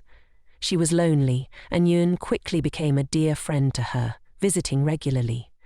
Over time, he became her adopted grandson. One day, the elderly lady learned that Chai would visit her for a few days. Being a little younger than Yun, she hoped they would get along. However, things didn't go as expected. Chai was quite territorial at first, but as time passed, Yun noticed she was suffering because her mother hadn't come to see her. He began to look at her differently, and slowly, they started getting along. They played together, and Chai even admired Yun for his great abilities. One day, Yun got into trouble with the boy who always teased him. Seeing this, Chai defended him fiercely. Yun, feeling the need for protection, asked her to marry him, promising to treat her well. Chai had always shined for him, just as she did when she was younger. But this beautiful story didn't have a happy ending. One afternoon, as usual, Yun arrived to visit the elderly lady, only to find she had passed away, likely due to the depression she had fallen into. His sister suggested he travel abroad to study and even stay with a friend, so he did. During his time abroad, he met Gina, his sister's friend. But his thoughts were always with Chai and his grandmother, and at least now he had Chai by his side. The next day on the set, Chai was in the bathroom when Don, the jealous one, arrived. She told Chai she was worried about her, saying Yun seemed too good for her, that venomous snake. Chai, however, responded that Don should be more careful with her words, since they could be seen as looking for a fight. This made Don angry. Chai left the bathroom and saw Yun, who immediately smiled and affectionately caressed her cheek, calling her princess. Don, witnessing this, grew even more furious. But Yun, happily, told Chai that he missed her, and before she could say anything more, he led her to the dressing rooms. There, he told her she didn't have to try so hard in her acting. They could just pretend to be together. He then showed her how he had her name saved in his phone, complete with little heart emojis. He asked her to do the same for him. Afterward, he asked to take a picture together so he could keep it on his phone. They looked so happy together. Meanwhile, Jin and Sarah were having dinner at a restaurant. She didn't understand why he had suddenly invited her, but of course, it was all part of his fake couple act to continue drawing attention, since his plan to garner fame in the tabloids had failed. They were overshadowed by Yun. Nevertheless, they had to keep up the facade for the sake of appearances. Jin still doubted that Chai had chosen Yun over him, which Sarah found perfectly reasonable. On the other side, Chai was waiting for Yun at his house, watching a drama. She began imagining herself married to Yun, enjoying their honeymoon. But her daydreams were interrupted by the doorbell. When she opened it, she was surprised to find Gina standing there. Gina happily introduced herself as Yun's old friend. Chai, confused, asked who she was, and Gina explained. They chatted for a bit, and Gina mentioned she wanted advice from Yun because their mothers were friends. Then, with a sweet smile, Gina told Chai she looked like a doll. Chai thanked her, and Gina appeared to be a kind woman. But she soon left, and shortly after Yun arrived, surprised when Chai told him she had just been visited by Gina. After their brief chat, Yun, eager, bit Chai, and after doing so, she yearned for a kiss but was too shy. She stepped away for a moment, and when she returned, Yun was asleep on the couch, looking so sweet. Chai, thinking about it, wondered if Gina had been Yun's first love, someone he couldn't forget. She asked him if he still liked his first love, and half asleep, he mumbled that seeing her again made him like her even more. A week later, Yun had to leave for work, but called Chai to tell her he would be back soon to bite her again. Meanwhile, Yun had a photo shoot, looking incredibly handsome. On the other hand, Chai was reviewing the nominees for the Golden Dragon Awards, which were about to take place. But as Yun's photo shoot continued, a loud noise startled everyone.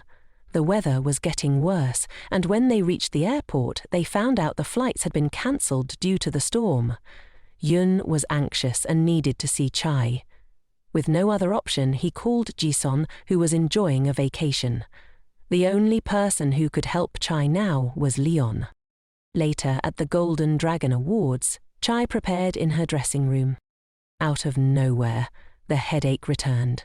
Chai wanted to feel better, but on the other hand, Yun, who had already asked Leon for a favor, finally arrived and was shocked to find that Chai was already being bitten by Leon. Chai woke up as if she had been asleep and was surprised to see Leon, but something felt unreal. When Leon bit her, she didn't remember it, but now, when he did it again, she recalled everything. Suddenly, Chai saw Yun and Leon left. Chai asked him to bite her again, but she felt like this bite was different. Of course, it was because he didn't actually bite her. This moment made Yun remember his past. He used to watch Chai's work with his grandmother, who wished that her granddaughter wouldn't work so hard just to help her. She made Yun promise to take care of Chai when she was no longer around. When Yun took his grandmother's hands, they were as cold as Chai's were now. That's when he asked Chai to take some tests and to take a 2-hour break for them. She agreed and went to her presentation, where HN wished her good luck. Not long after, Leon arrived, and Yun thanked him for what he had done, but Leon asked if Chai remembered everything when he bit her. Did she lose her memory? She confirmed it, though she didn't understand why. Even knowing that he was a vampire, she accepted him and asked him to keep the secret. Days later, she told Yun that she had taken the tests, and the doctor said she was fine. The headaches were likely due to stress, but Yun suggested she get another opinion from another doctor. Chai wondered if she was a problem for him, especially since he was so busy and couldn't bite her every week. She then received a message from Minji showing her some comments that claimed Chai had seduced Yun and that she was unattainable for him. All the comments attacked her.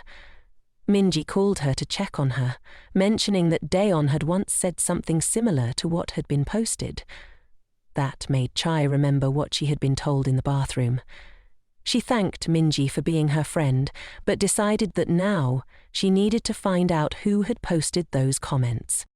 On the other hand, Sarah also wanted to call her friend Chai, but didn't dare. Meanwhile, Jun was pleased with the negative comments Chai was now receiving, saying she deserved it.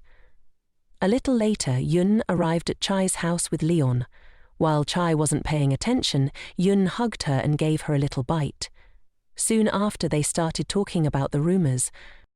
Chai told him that she didn't feel like she had to face everything alone anymore, because she now had friends who cared about her, and Yun was by her side. That was why she didn't care about what others said behind her back. Yun then asked if she remembered the program they had been invited to, and Chai responded that she did, but because of everything happening, he might say they couldn't go. However, Chai insisted that she would go. Yin, worried, asked if she wouldn't feel uncomfortable, but she reassured him, saying that it was a great opportunity to clear up the controversy. They both decided to work hard to make sure the rumors would disappear. The big day arrived for the couple's paradise shoot. At the airport, Yun was already there with a smile, greeting Chai. He told her that he had missed her, and she smiled back, saying she had missed him too.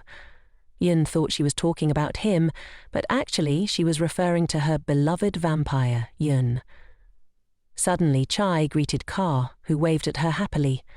Sarah then said to Chai that they looked great together. Jin chimed in, saying it felt like a school trip, but Chai corrected him, saying it was actually a couple's trip. On the plane, Yoon was deep in thought. He wondered why Chai hadn't seemed sad when she saw Ka Jin together.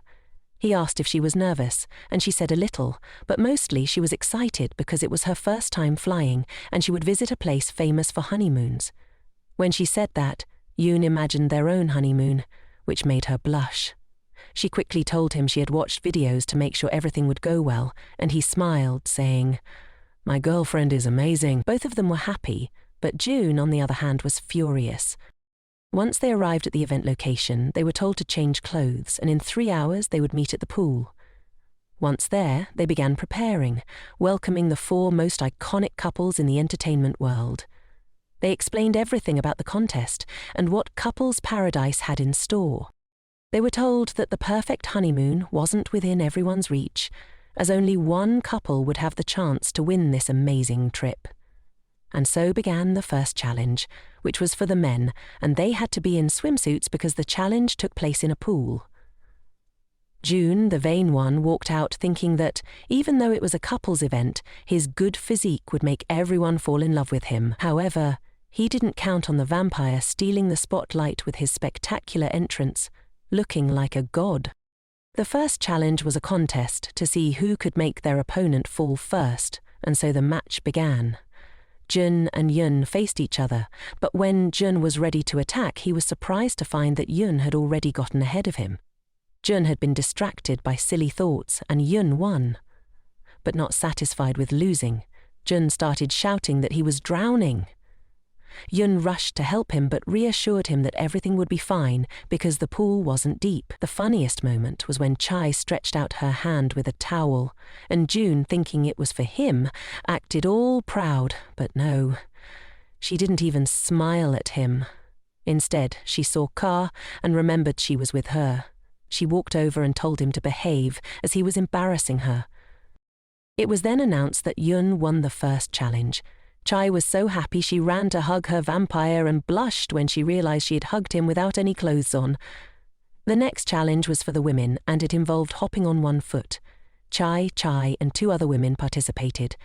Jun wasn't even happy supporting Ka while Yun was cheering for his girlfriend. Suddenly, Sarah almost fell and was about to hurt herself, but she was saved by Yun, Yun's representative. She thanked him, but was taken aback by how handsome he was. She didn't know who he was until Yun approached him, and then she realized he was Yun's representative. It was announced that Chai won the second challenge. The third event was a strength test, and June thought it would be easy for him, but as soon as the challenge started, he couldn't handle it and fell to the ground because it hurt his most important part. June didn't even know what happened, but with every ridiculous moment, he just looked more and more foolish. Luckily, after that, they had a short break. Chai had the chance to chat with her lovely friend Ka, and they took a small walk along the beach. Ka asked if she was really dating Yun. Chai wondered why she was asking, and Ka mentioned that it was strange how suddenly she was with him. Before Chai could answer, they were interrupted by the event organizer, who told them that they were starting the cooking challenge. They all gathered in the kitchen, and Yun and Chai were cooking together. They were the couple everyone admired. They asked Chai what she knew how to cook, and she happily mentioned some delicious dishes. They then asked Yun if she knew how to cook, and she happily replied that no, she was better at eating. Yun hugged her and said he would keep cooking delicious meals for her. How sweet. But Yun wasn't feeling so great. He was furious because, since he didn't know how to cook, they made him wash vegetables. To make things worse, he was washing them with soap, which had the other girls laughing. Ka, though, was embarrassed by what June was doing. To everyone else, June had a talent, making them laugh. Meanwhile, Leon was rehearsing his music video, but he seemed distracted, remembering everything Yun had told him about the bite. Chai was so distracted that she decided to take a break. Her friend asked if she was okay, and he suggested that she might be like this because of Yun. Leon then asked if anyone knew of a human who had been bitten by a vampire and didn't lose their memory. His friend told him that yes, that had happened before, and Leon was truly surprised. On the other hand, everyone was enjoying the food Yun had prepared, complimenting how delicious it was. Suddenly, Yun was about to put a piece of food on Chai's plate, but ended up feeding it to her directly. She happily told him she loved all the food he made. Later, a new game started. A telepathy challenge to determine which couple would win. The first 2 couples made many mistakes in their answers, but Chai already knew what they should respond. When it was their turn, they answered every question the same way, until they were asked where they had kissed for the first time. Instantly, Chai mentioned the kiss on the park stairs, while Yun said it was in the house. Of course, Chai was right. Then they asked who gave the first kiss, and once again it was Chai. By the end of it all, they looked great, and everyone began sharing their love stories, though Chai was very embarrassed. When it was Yun's turn to talk about them, Chai listened to what he was going to say. Yun took Chai's hand and told her that he was getting drunk. Chai got worried, thinking that if he got too drunk he might bite her. so she insisted on taking him for a walk right away. They walked together along the beach, but then Chai realized that Yun wasn't drunk. He had just pretended to be. Just then, Yun's phone rang. It was Gina, but he didn't answer. They kept walking when Yun asked how hard it must be for Chai to see Ka with Jun. Chai realized that Yun still thought she was in love with Jun, so she quickly confessed that she didn't like Jun and that she liked someone else. Minutes before, Yun had made sure no one would interrupt them, asking Jung to keep watch. But suddenly, Jun saw them and rushed over, making Chai nervous.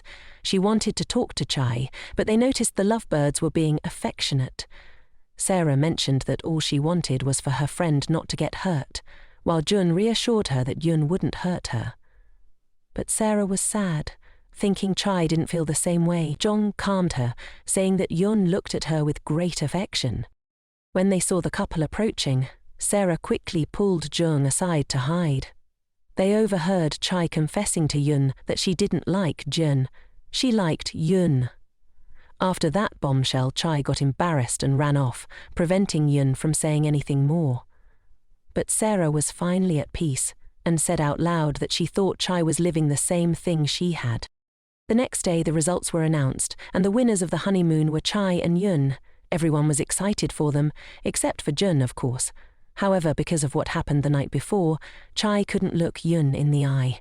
They were then shown the place and the room, which only had one bed. A few minutes later, everyone said their goodbyes, and Sarah said goodbye to Jun, her platonic love, but Jun was still far away. Furious. That night, Chai didn't know what to do. Sleeping elsewhere was impossible, so with all her dilemmas, the best option seemed to be sharing the bed. After all, they were both adults.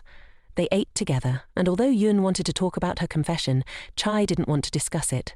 She couldn't keep acting normally if he rejected her, so she avoided the subject.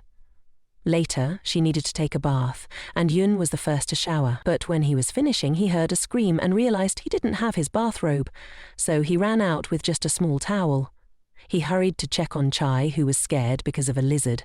In his rush, Yun didn't hold his towel properly and, well, he ended up exposing himself. Chai stared at him in shock and he panicked, running off embarrassed. The funniest part was Yun, who was more embarrassed than Chai. After Chai got ready, they saw each other in their matching pajamas, but the hardest part was yet to come: sleeping together. Neither of them could sleep because they felt awkward. Eventually, Chai fell asleep first, and in her sleep she turned over and ended up hugging Yun. He was startled at first, but when he saw how peacefully she was sleeping, he felt envious because he couldn't fall asleep. Suddenly, Chai, still asleep, mumbled, "Yun is so big." Hearing this, Yun was startled, wondering what she was dreaming about. He didn't know what to do with his feelings for her. He remembered when they were kids, lying under the stars together. She loved watching the stars shine and wished she could have that glow for herself. Yun, smiling, told her she shined brighter than all the stars combined. So sweet. The next morning, Chai woke up and was very surprised to find they were both hugging. She quickly got up, blushing deeply, and Yun was playing with her heart. Since he had showered first the day before, the bathroom was all hers. She left, but not before reminding him that she would play the newlywed role perfectly, and went off, determined to trap Yun like a lion, surprising him after what he saw the night before. And so began the filming of their honeymoon. They swam together, then enjoyed some delicious snacks. Chai made funny faces and tried to be cute, speaking to Yun with affection. But with this, Chai only managed to make Yun laugh at her. Later, she went to the bathroom to watch more tutorial videos on how to win a man's heart, but it was all in vain. She returned to Yun and he made the same silly faces she had made earlier, which made her nervous, though he found it hilarious. They then went to the spa, and the cameraman told them to act naturally and not pay attention to the camera. Both entered the jacuzzi, and while Chai was very embarrassed, Yun asked her what moment from their time together she liked the most. She answered that she liked all of them, until Yun suddenly put a ring on her finger and told her not to take it off ever because it was the first ring for non-boyfriends. Just then, the cameraman said he was going to get batteries for the camera and left. That's when Yun realized what was going on and asked what was happening. Chai explained that she was crying out of happiness because she had gotten so caught up in the act that she forgot this wasn't real. With a smile, she told Yun she was going to step outside for a while, but on impulse, Yun kissed her. She, of course, kissed him back, until she realized that the cameraman had returned. She quickly panicked and splashed soap water in Yun's eyes. She anxiously asked if he was okay, and he nodded, though he looked like Santa Claus covered in foam, which made Chai laugh out loud. She knew that later she would regret what she had done, but for now she just wanted to enjoy the moment. She had made up her mind to confess her feelings that night, and Yun was planning to do the same. But they didn't anticipate being filmed while sleeping, which ruined everything. Despite this, they still had to pretend to be a happy couple. It wasn't hard, but it made them both feel awkward. The last day of filming arrived, and they spent their final moments playing on the beach. Yun took pictures of Chai, and she couldn't stop looking at them until her assistant told her she was beautiful. He added that the photos also said a lot about the person who took them, and it was clear that Yun cared for her a lot. They ended the day enjoying a night of lights on the beach. The next day, they were returning home, and Yun had made up his mind to confess his feelings to Chai, finally asking her to be his girlfriend for real. But then he received a message, and his expression changed. He told her that he wouldn't be able to accompany her home because something important had come up. But he told her that he would call her later. She felt a bit lonely as she returned home alone, gazing at the ring and wondering what they were now. Meanwhile, Sarah was watching the couples program and saw that Chai had said she really cared for her friend. Despite what everyone said about them being rivals, that wasn't true, because she valued Ka a lot. She then showed a picture of them both looking very happy. Ka remembered how they had been like sisters when they studied together, and how she had even bought her a new wallet, leaving it in her locker so that when Chai opened it she'd get a surprise. But since Sarah had felt jealous of Chai before, she always tried to cause a rift between the two of them. As she watched the program, she smiled maliciously, because she was the one who had caused Sarah and Chai to drift apart. She was furious, as Sarah had adored Chai and considered her like a sister. They had met as children on a filming set and had become best friends ever since. That's why Sarah had always stirred the pot between them. She once told Chai that Ka only gave her gifts out of pity. When Chai confronted her, it made her even angrier. Then, when Ka left the new wallet for Chai, this wicked woman exchanged it for an old one and switched the notes too. She even pretended that Chai had sold the new wallet and spread rumors about her. One of her friends backed her up, and because Sarah didn't dare ask her friend if what De Leon had said was true, she distanced herself from her. That's how they drifted apart. Sarah reflected on everything that had happened and realized many things. Suddenly she received a call from the wicked De Leon. Soon after, they met at a restaurant, and this woman asked her if she had seen the episode in which Chai talked about her. As expected, she wanted to stir up more trouble, but Sarah stopped her, saying that she and Chai were very good friends and that they had all met together. It was absurd to keep going on about such a trivial matter. This, of course, upset Dillian, but there was nothing she could do. That night, Chai called Yun to tell him about all the positive comments they had received and how she was now getting offers for photo shoots and commercials. She told him that she felt bad because she thought people only appreciated someone like Ka. But thanks to him, that perception had changed. Then she asked Yun if they were still just contract boyfriends, but he didn't respond directly. Instead, he told her to rest and that they would see each other tomorrow before the recording, so he could bite her. The real reason Yun was distracted, though, was that Leon had told him Chai was in danger after the bite. He'd heard of someone else who had experienced the same thing, and it had him very worried. The next day, Minji and Chai met up, and soon after, Leon joined them.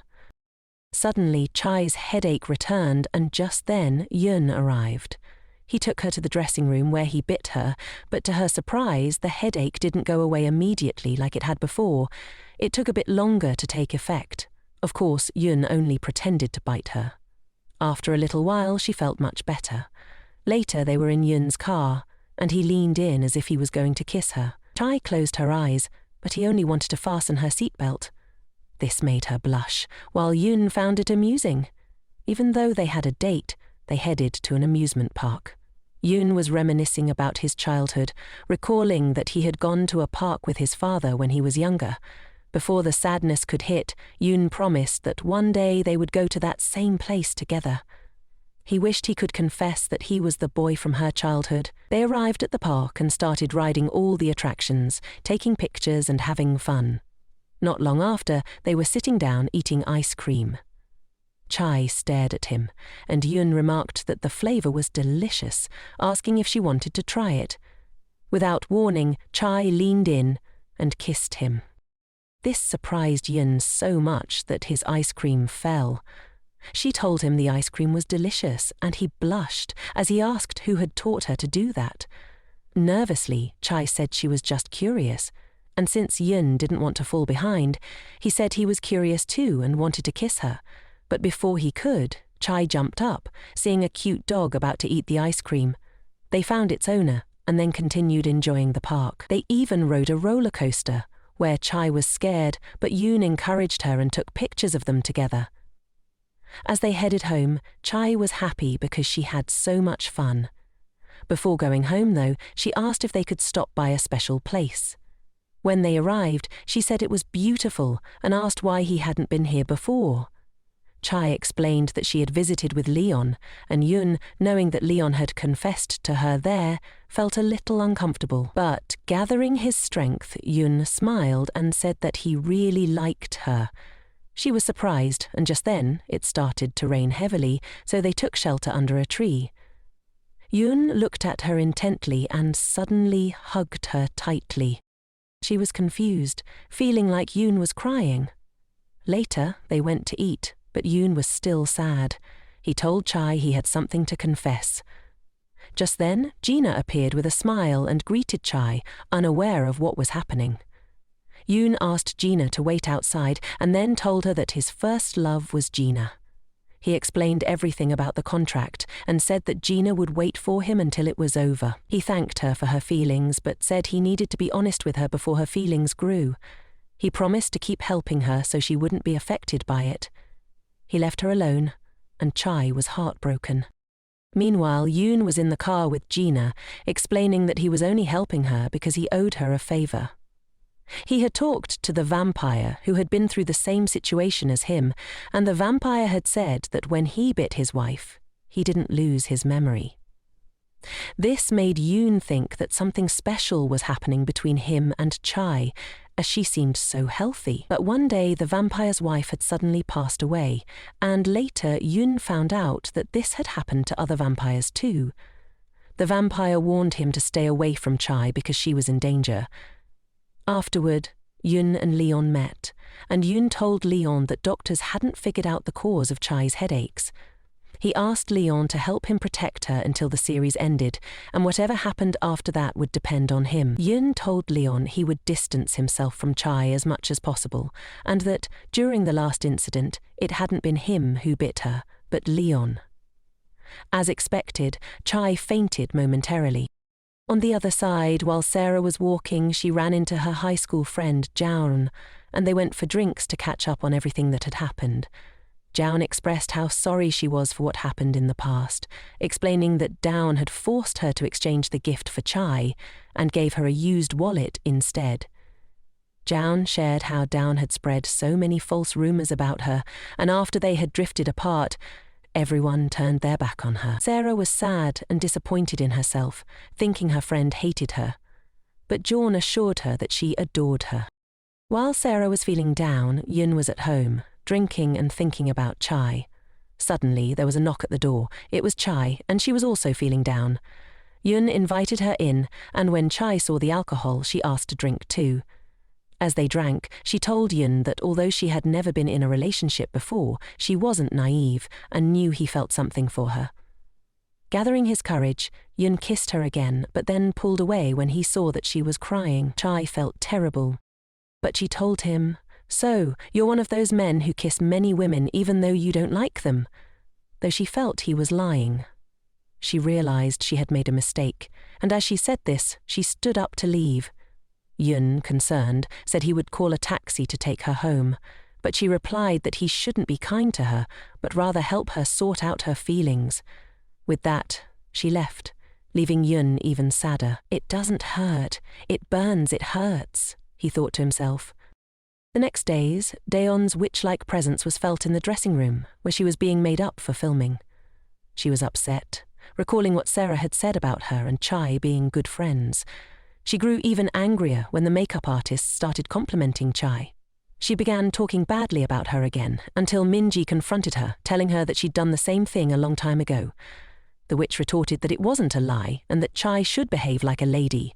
She insulted Minji, saying that if Minji thought she could get something by being with Chai, now that she's the protagonist, she was mistaken. She was just a bootlicker. Suddenly, Chai slapped her hard, having overheard everything. Furious, Chai told her to think before speaking. She didn't care if the witch talked bad about her, but she wouldn't tolerate her insulting her friend. The witch almost struck Chai back, but Yoon stopped her.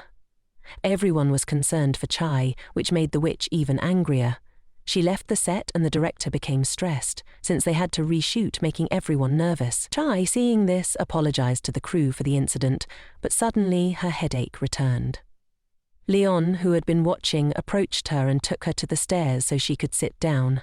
She apologized to him for delaying her scene, but he whispered to her that he had never liked Bon, so it wasn't a problem. However, her headache worsened, and he grabbed her arm and bit her. She fell into a deep sleep, and when she woke up, she felt refreshed and didn't remember anything. Leon informed Yoon that he had bitten her and everything was fine. He went back to the set, but Chai pulled him toward the dressing room, asking Yoon to bite her instead. He pretended to bite her, then stepped back, saying she would be fine. She thanked him sadly and they said their goodbyes. Meanwhile, the witch was furious when she saw that Chai wasn't responding to her calls, and she decided to take revenge.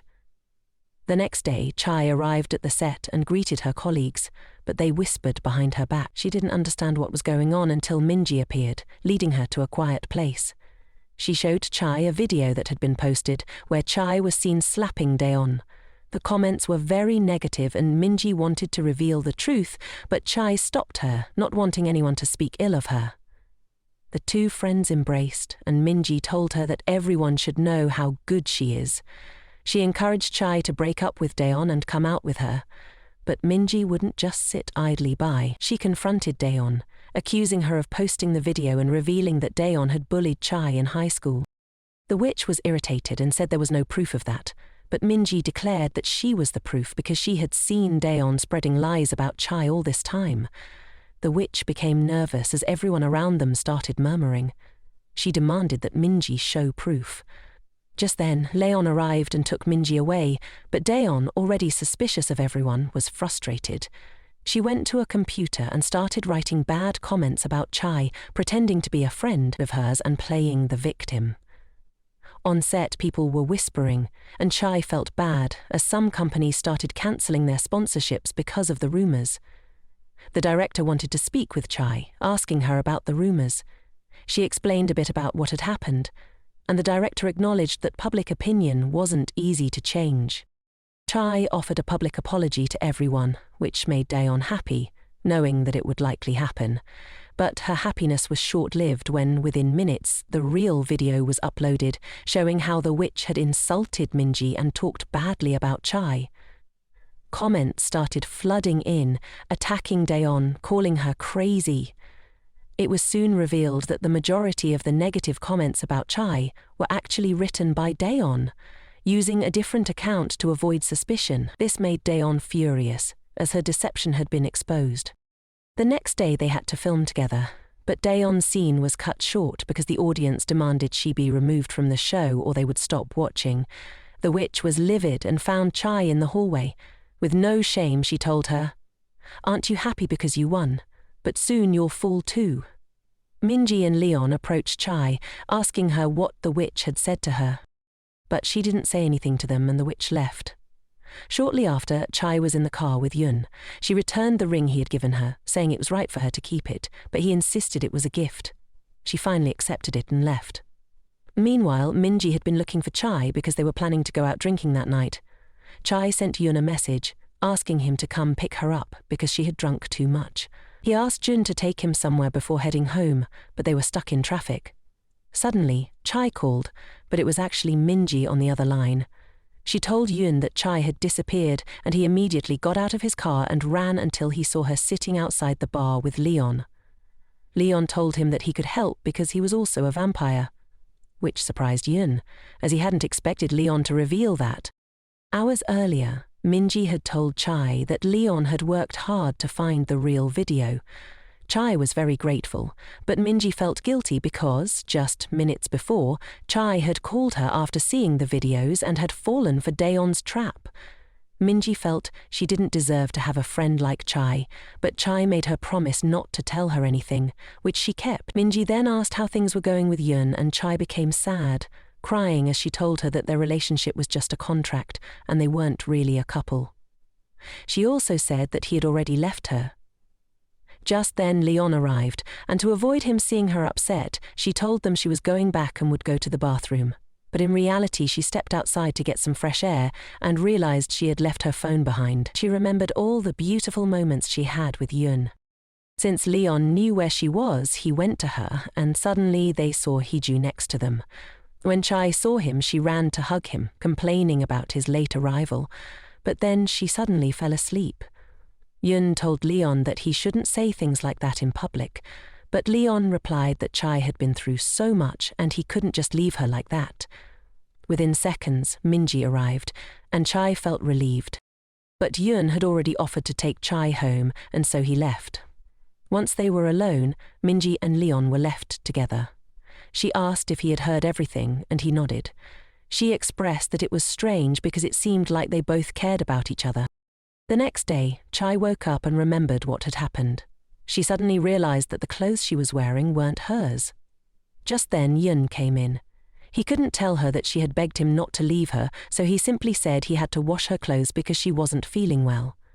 After leaving her clothes so she could change, he told her that he had to leave for work and left her at home. Chai felt confused. Later, as she headed to the dining room, she thought about how the rumors used to not bother her because Yun was always there for her, but now that he wasn't, everything seemed to have vanished. The next day, Chai was reviewing her script when Leon approached and asked if she was feeling better. She nodded, and without her noticing, he bit her. To his surprise, this time she didn't lose her memory. She looked at him in shock, telling him, "You just bit me." Leon, worried, asked when she started remembering, and she explained that she had experienced memory lapses, but today she remembered that she was being bitten. She also remembered that Yun had told her before that there were more vampires and that when you're bitten, you lose your memory. She then asked if Yun had asked Leon to bite her, and he confirmed it. Chai was disappointed and sad because she realized Yun had only been pretending to bite her and that maybe he was tired of helping her. She asked Leon not to tell Yun that she knew everything, and sadly, she left.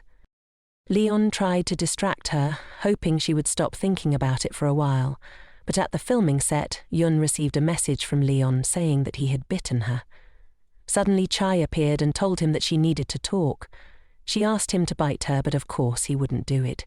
He pretended to, and she thought maybe she was just a burden to him now, but this time she would be selfish. Later, Chai was eating with her friend Minji at a restaurant. Chai explained that what she said about the contract was true, but that she had fallen in love with Yun, even though he was still in love with his first love. She added that she was a wonderful woman. Minji told her that she was also wonderful and beautiful, and what she needed to do was to conquer Yun so that he would fall in love with her. She gave her a few tips on how to win over the vampire. Suddenly, Chai went to the bathroom and was surprised to find Gina there. She followed her and discovered that Gina wasn't alone. Chai, shocked, saw Gina kiss someone who wasn't Yoon. Realizing she had been caught, Gina introduced her boyfriend and they both headed to the car to talk. Both were nervous.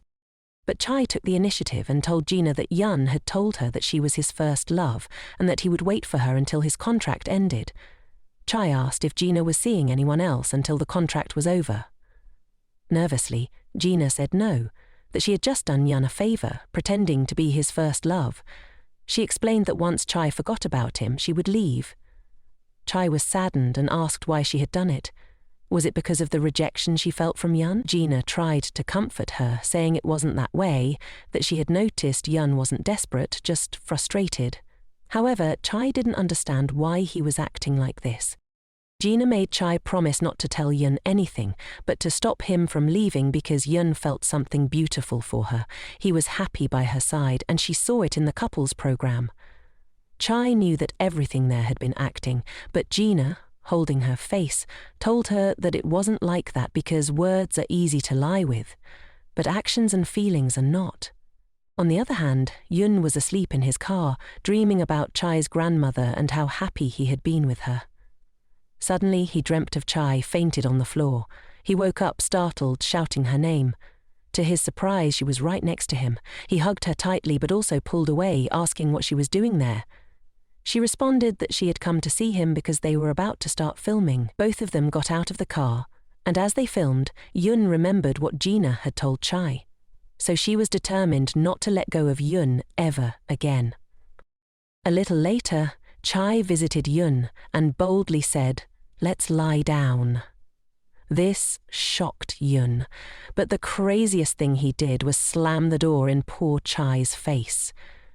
She repeatedly rang the doorbell, while Yun, blushing, thought that she had gone crazy. How could she say that? A few hours earlier, Chai had been at home, remembering everything they had experienced together during the couples program. She blushed deeply, and since the director of the drama had seen the program and their big kiss, the next day she handed Yun and Chai the script, telling them that she had taken a long time to modify it, but had been inspired by the couples program. The two of them were stunned to see the script now. They had to shoot an adult scene, but Yun was the most nervous. He felt cornered, and since he had promised to make the drama a success, he had no choice. Yun opened the door to Chai, ready to say something, but without hesitation she rushed inside. Once inside, she told him that there was a scene they needed to rehearse. Yun, still nervous and blushing, explained that it was different now, because before it had just been a kiss, but now it wasn't. He tried to get Chai to leave his house, but she, determined, insisted that they at least rehearse the lines, as the audience was expecting a lot from them due to the program.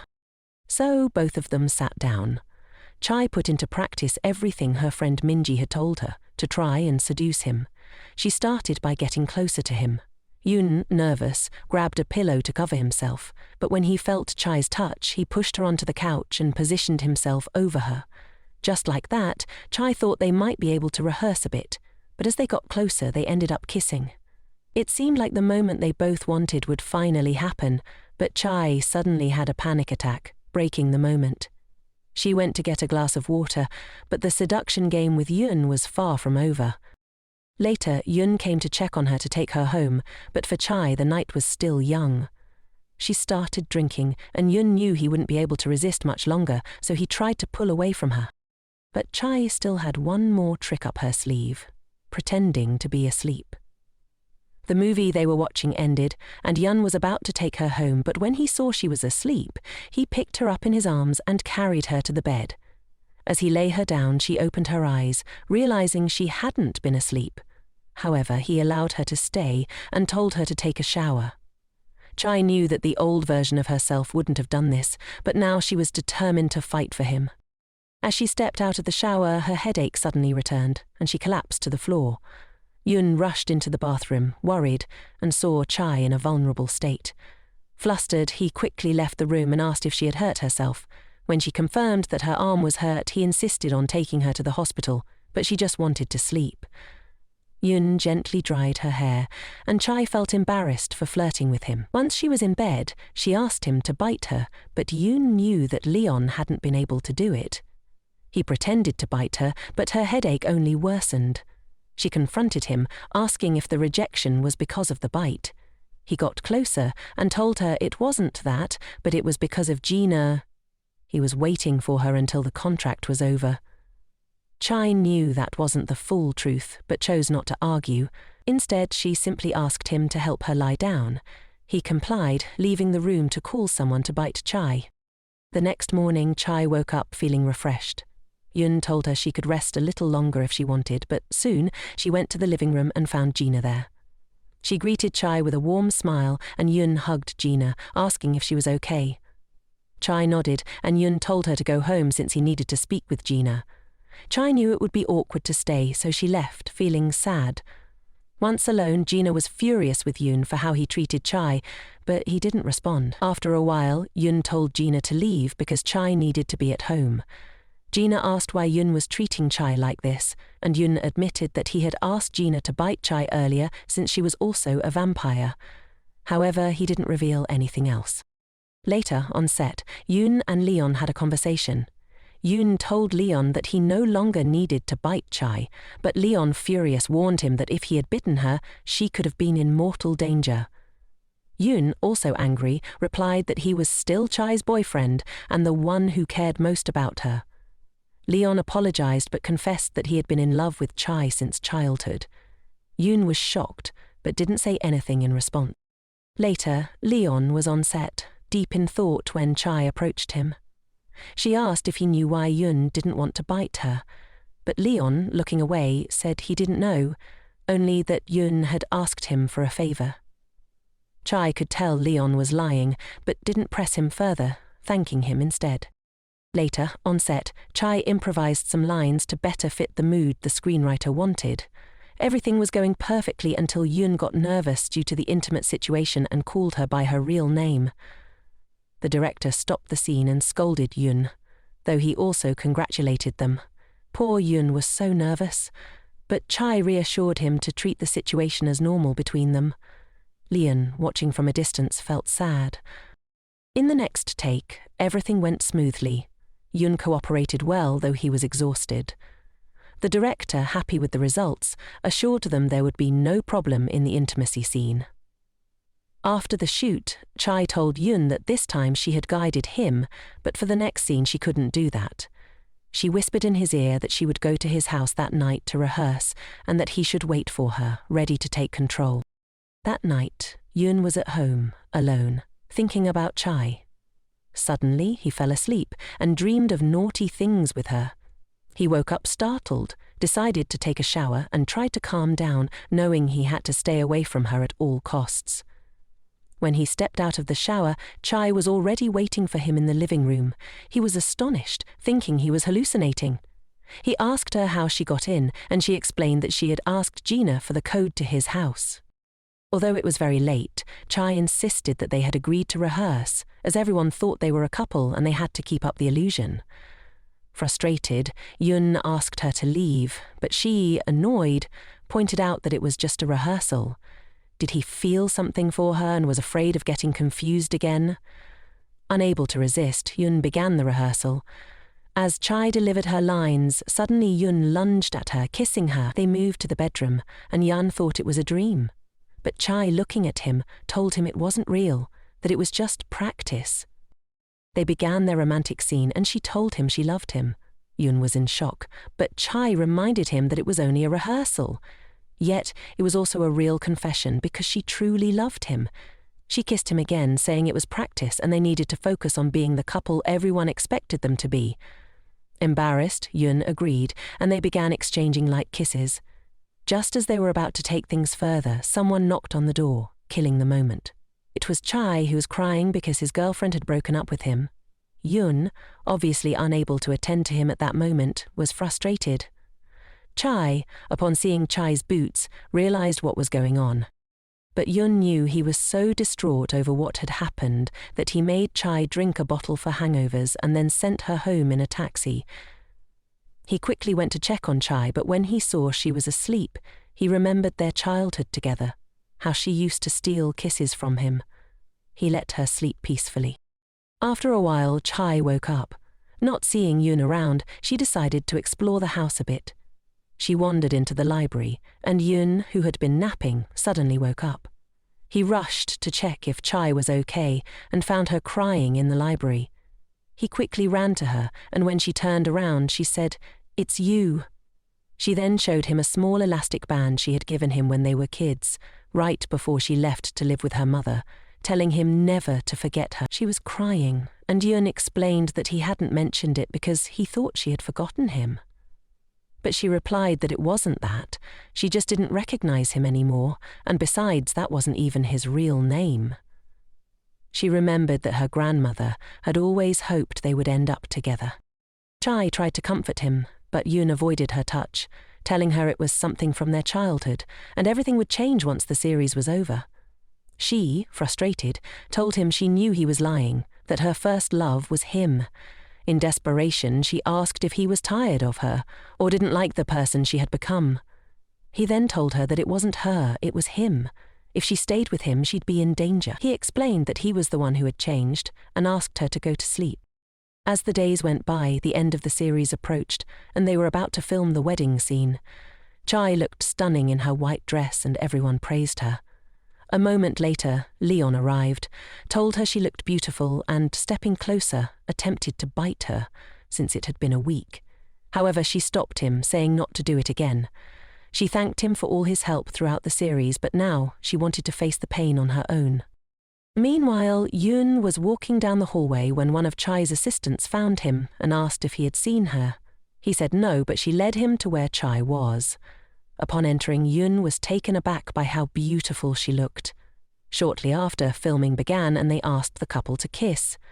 The scene ended, and moments later, Yoon was alone, feeling very sad. He didn't want the series to end. Suddenly, Chai arrived and, without hesitation, told him, "Let's get married." Yoon was taken aback, exclaiming, "Whoa, whoa, hold on, you're saying that so directly." She reminded him that they had promised each other as children, and that even if her life was in danger, she wanted to be with him. Yoon didn't know what to say. But then, Chai's headache returned, and Yoon knew it was because she hadn't let Leon bite her. He had been helping her all along. She told Yoon that she was okay, that she knew he avoided her because of the bite, but she had been eating well and exercising to show him that she could overcome her headaches on her own. She wasn't with him for his help or his bite. She was with him because she loved him. Yoon couldn't understand how she could still love him after the way he had treated her. Of course, he loved her too. When Chai saw him crying, she realized that Yoon could no longer hide the truth. He decided to confess everything. He told her that when her grandmother had suffered from headaches, Yoon knew that the bite would help her feel better. But one day, her grandmother passed away, and at her funeral, Yoon heard that she had died of cancer. He felt guilty because she never went to the doctor, even though she always felt better after Yoon's bites. Yoon believed he was to blame for her grandmother's death, and that guilt had been eating him up ever since. Chai was shocked to hear this, but Yoon told her he was the one to blame for her grandmother's death. He knelt before her, asking for forgiveness. He explained that when Chai was with her mother, she worked very hard to give them everything they needed, even more than that, while her brother received all the attention and she was neglected. Yet, whenever she spoke with her grandmother, she was so happy and her grandmother always wanted to see her. She sang, danced with her kid and laughed at her stories, and her grandmother always wanted to see her. But because of her mother's way of exploiting her, Chai couldn't always be with her. Later, Chai thought about what Yoon had said. She knew that he had only been trying to help her grandmother, and then it hit her. The key to his house was the date her grandmother had passed away. She understood that Yoon acted the way he did because he felt guilty. Chai cried, but her headache intensified. The next day she went for a walk to revisit the places she had visited as a child, places filled with beautiful memories. She returned to her grandmother's house, and before entering she met one of her grandmother's old friends, who told her no one had lived there since her grandmother passed, but the house was always well taken care of. Chai entered the house and was surprised to see everything exactly as she remembered. She sat on the couch and began looking through old photos, recalling how happy her childhood had been. She came across photos of Yoon with her grandmother, and it dawned on her that Yoon had always been there for her. Suddenly, she looked toward the hallway, where she had always gone to find comfort when she was sad. After talking to her mother, she would always find a basket of sweets there, and it made her feel better. This time, when Chai looked inside the basket, she found a letter. Meanwhile, Yoon was feeling sad. His agent arrived, asking why he wasn't answering his phone and commenting on how haggard he looked. Yoon simply apologized, but suddenly he received a call from Chai. After answering and hearing what she had to say, Yun ran out, leaving Leon speechless. He arrived at Chai's grandmother's house, where she told him that her grandmother had left a letter for him. This surprised him even more when Chai mentioned that her grandmother had known everything. Apparently, her grandmother had been in the 4th stage of cancer, and when she found out, she only had 6 months to live. There was nothing more that could be done. She knew it was time to be with her husband and son again, but she also knew her grandchildren would be sad. During the times she had intense headaches, she would suddenly start feeling better, and when she did, she would see Yun and feel like he had some special power. Together they read the letter. Her grandmother thanked Yun for everything, telling him that after the death of her husband and son, her greatest happiness had been him. She knew that by the time he read the letter, she would no longer be by his side. She shared how the doctor had given her 6 months to live, but thanks to Yoon, she had lived for 2 extra years. She considered him a gift in her life, and because of him she had lived happily. She told him that he would be the first to notice her passing and apologized, asking him to be happy, just as she had been, thanks to him. She ended the letter with, "I love you." After reading the letter, they went for a walk by the sea. Chai asked if he had been taking care of the house, and Yoon said that he had sent someone to buy it, with the only condition that nothing would be touched, and he had done it all for Chai. She thanked him and asked what he felt about her now after reading the letter.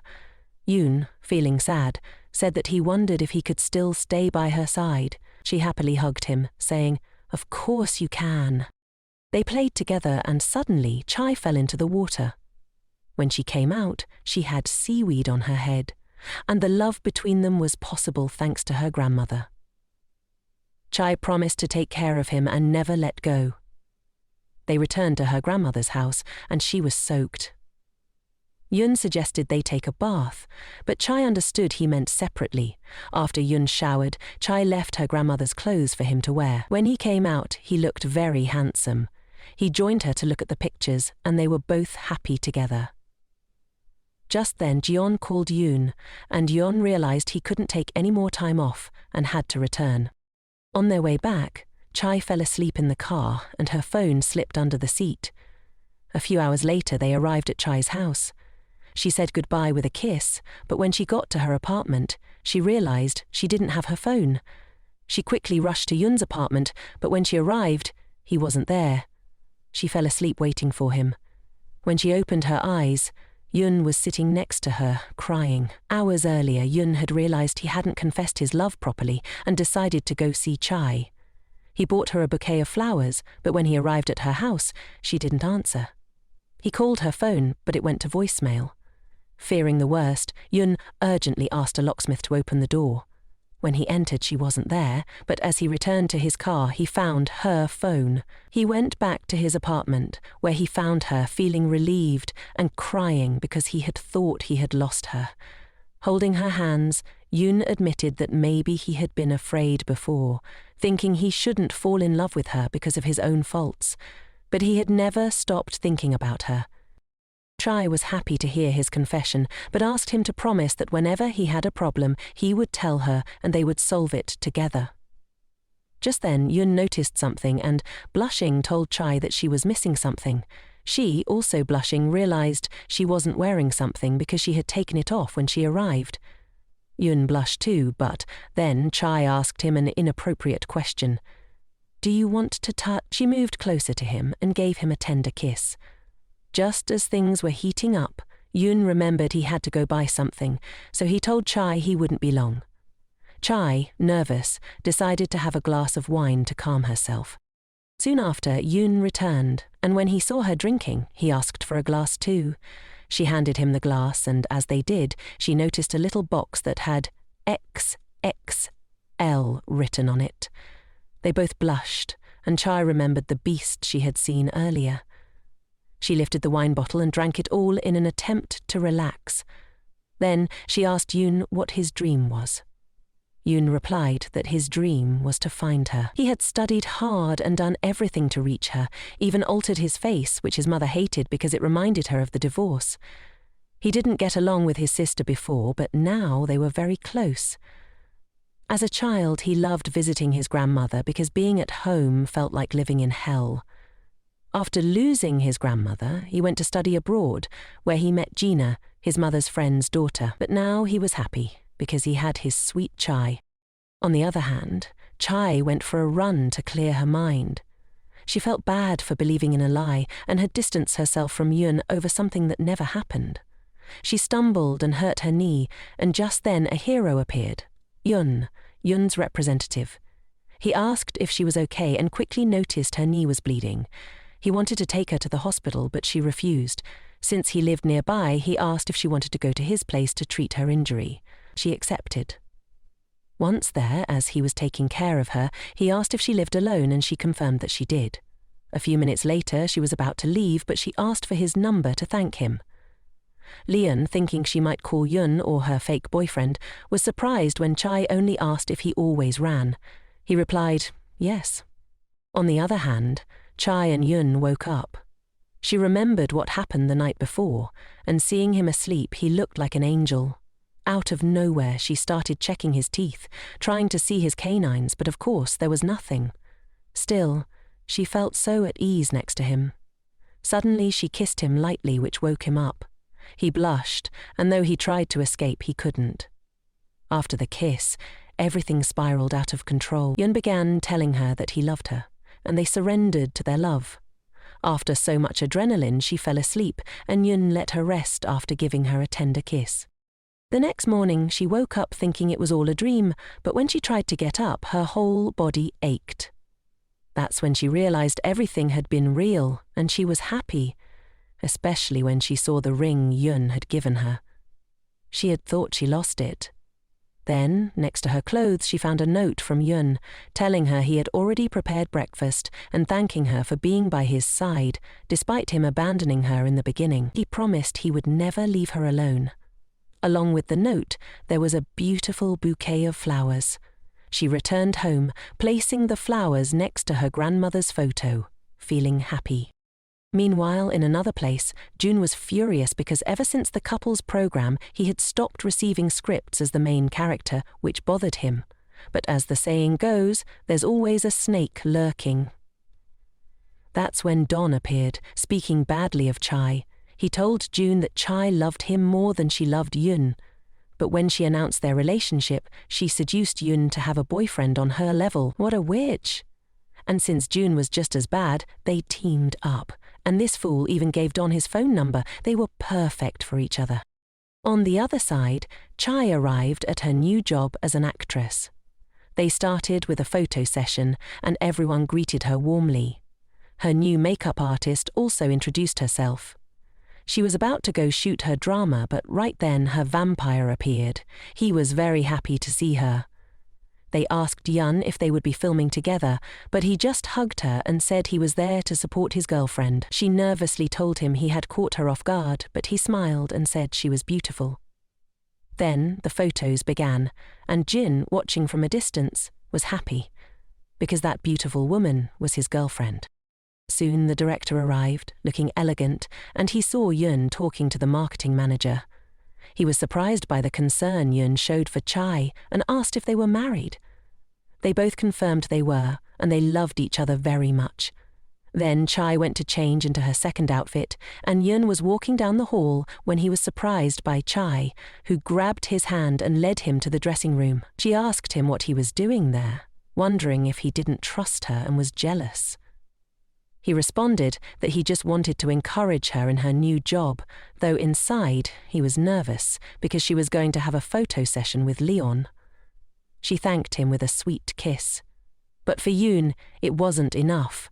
He was greedy and wanted more. Just then, they were interrupted by Chai's boss, who entered with the manager. To Chai's surprise, she found out that their romance was very similar to the boss's, as he tried to protect his beloved at all costs. After they left, Chai and Yoon laughed because they didn't understand why they had to hide their relationship. They were crazy. Minutes later, Chai was getting ready for her second photo session with Leon. However, her headache returned.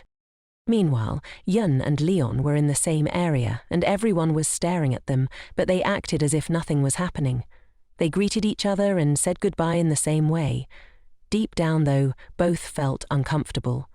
The photos began, but Chai couldn't concentrate because she knew this was uncomfortable for Yun. So, Yun decided to move to a more distant spot to avoid seeing his Chai with Leon. Soon after, Leon appeared next to him and asked to talk to Yun. They walked away, but since Chai had seen them, she decided to follow them. She overheard Leon telling Yun that he had promised to let Chai go after they finished filming the drama. Just as Yun was about to respond, Chai arrived, angry. Yun wanted to explain, but there was no time, so he left with Leon to continue the photo session. Yun was upset because if he had spoken to her sooner, none of this would have happened. Chai, on the other hand, was angry. During the photo session, she almost choked Leon in her frustration. Poor Leon. Due to this, they took another break because she wasn't fully focused. Suddenly, her headache returned. She tried to pretend it was nothing, but Leon wanted to bite her. She refused, wanting to handle it on her own because she believed that was the only way she could live happily with Yun. Upon hearing this, Leon was devastated, and his feelings were reflected in the photos. Leon began to imagine a future with Chai far away from him. After a while, they took another break, but this time, Chai was on the verge of collapsing due to her headache. She tried to calm herself but couldn't and ended up falling to the floor, hitting her head. Leon ran to her side, worried. On the other hand, Yun hadn't left like he was supposed to. He was walking outside when he suddenly saw a crowd. He got closer and was shocked to see Chai being taken to the hospital. Once there, the doctors informed him that they couldn't find anything abnormal in her, but Yun was worried because she hadn't woken up yet. The doctors explained they just had to wait. Yun was very sad when Leon arrived and told him that Chai had had the accident due to her migraines and that he had wanted to bite her. But she refused because she wanted to be happy with him. Upset, he told her that she needed to stay away from him, as the same thing would happen to her that the other vampire had warned her about. It's a curse. Jun was about to respond, but Chai had been listening to everything and, angry, she told them they couldn't decide for her. Both were startled, but she stood up and told Leon that they needed to talk. They went out to the hospital balcony, where she explained to Leon that it wasn't Yun who stayed by her side, but rather she who chose to be with him, because with him, she felt like the happiest woman in the world. She asked Leon not to tell Yun to stay away from her, because she didn't believe in curses. She thanked him for the love he felt for her, but she only wanted him as a friend. If he couldn't understand that, then she'd have to distance herself from him. This broke Leon's heart, because he loved her too, but he couldn't be selfish. So, he wished Chai happiness and asked for one last hug. She agreed, and as she looked into his eyes, she saw him cry. They embraced one last time, and Leon said that if Yun didn't treat her well or stopped loving her, he would be waiting for her. Minutes later, Chai returned to her room and asked Yun if he planned to abandon her again, or lie to her. He, saddened, told her he would never lie to her again, and that when he was younger he promised to stay by her side, no matter what. Even if she died, he would die too. She hugged him and told him they had to think about both of them and not about those absurd stories. They should live for now, regardless of what others said. He knew he couldn't live without his Chai, so he would live with her and cherish their beautiful love. He gave her a tender kiss. The next day, Chai was discharged from the hospital. The doctor explained that they couldn't find anything wrong with her, but Yun was still worried, so they waited until further tests were done. Once she was ready to leave, Chai told Yun she was going to take a bath because she felt strange. She left Yun to watch TV while waiting for her, but of course he wasn't going to listen. He went in with her and said he would wash her hair. She was happy because she had his love by her side. With a mischievous smile, he told her he was good at everything, and she blushed. She remembered how their first night together had been, and what he had told her about it also being his first time. But those forbidden thoughts were interrupted when Yun saw her blushing and asked her what she was thinking. Nervously, she told him she wasn't thinking about anything. Liar, he thought. She was thinking about her vampire's abs. Yun leaned in closer and said he could help wash her body, but she didn't allow it. She pushed him out, amused. Even though they had already been together, she still blushed around him. Just then, Chai's mother called. Meanwhile, Jung and Sarah were exercising. Every morning, Sarah would run at the same time as Jung, doing so because she liked him. One morning she got ready to go for a run, waiting as usual for Jung. But this time, he didn't show up. Suddenly she saw someone running, and as she approached him, to her surprise, it was another person. She apologized, but the man recognized her as Sarah. She denied it, but he insisted on taking a picture with her because she was his pan, a term for someone he was fond of. Since she didn't want to, he grabbed her arm and treated her poorly. He took off her hat, and just as he was about to reveal her, Jion appeared, embracing her. He asked the man what he was doing to his little one, and seeing Jion's angry look, the man left. Jion asked Sarah if she was okay, but she pretended to be fine, though he could tell she wasn't. So he decided to take her to his house to have a cup of tea and calm down. She thanked him, but he told her that her boyfriend must be very worried about her and that they shouldn't see each other often, as it could cause problems. Sarah, embarrassed, confessed that her relationship with June was just a contract and that neither of them felt anything for each other. Blushing, she asked if it wasn't overwhelming for him to stay away from her because she liked him. She wanted to do whatever it took for him to feel the same way. Ben blushed because, of course, he felt something for her too, but at that moment he couldn't tell her. She remembered when she saw Leon so focused on something, and as she approached, she realized he was looking at an abandoned kitten. But when he tried to pet it, the kitten ran away, which made her laugh. Today she understood that he was a good person who cared about others. Meanwhile, Yun and Chai received the results of her tests. The doctor said everything was fine, but recommended going to a psychiatry department because the headache could be related to mental stress. Both were surprised, but understood they had to follow the doctor's advice. In the afternoon they arrived home, and Yun, like a true gentleman, carried Chai in his arms. Once inside, he had a cleaning spree, because he hadn't been there for several days. He started cleaning like Cinderella, and Chai told him it was enough. Once he finished the chores, he asked if she wanted to eat something. She jokingly said she wanted to eat a vampire for dinner. Of course, Yoon didn't reject the offer and quickly prepared a nice meal.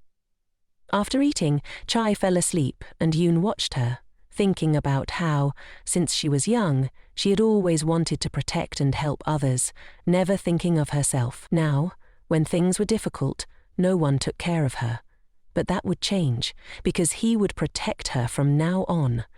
Chai was happy, because as long as Yun was with her, she could overcome any obstacle. The next day, Chai visited her friend Minji. She was happy to see her, and even Minji's cat Ruru was happy. They talked about what had been happening recently until Minji asked if the rumor about June was true.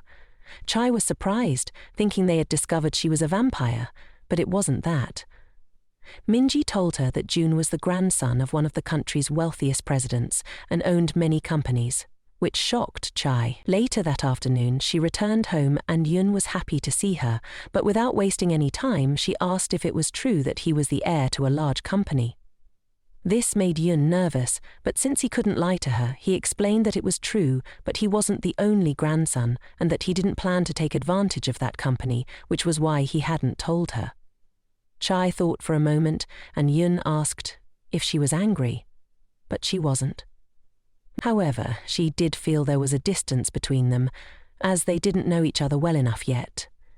Yun quickly approached her and told her not to say that because he was still the same little neighbor she used to play with when they were kids. She couldn't stop laughing, but they agreed to stay together, promising that nothing would affect them.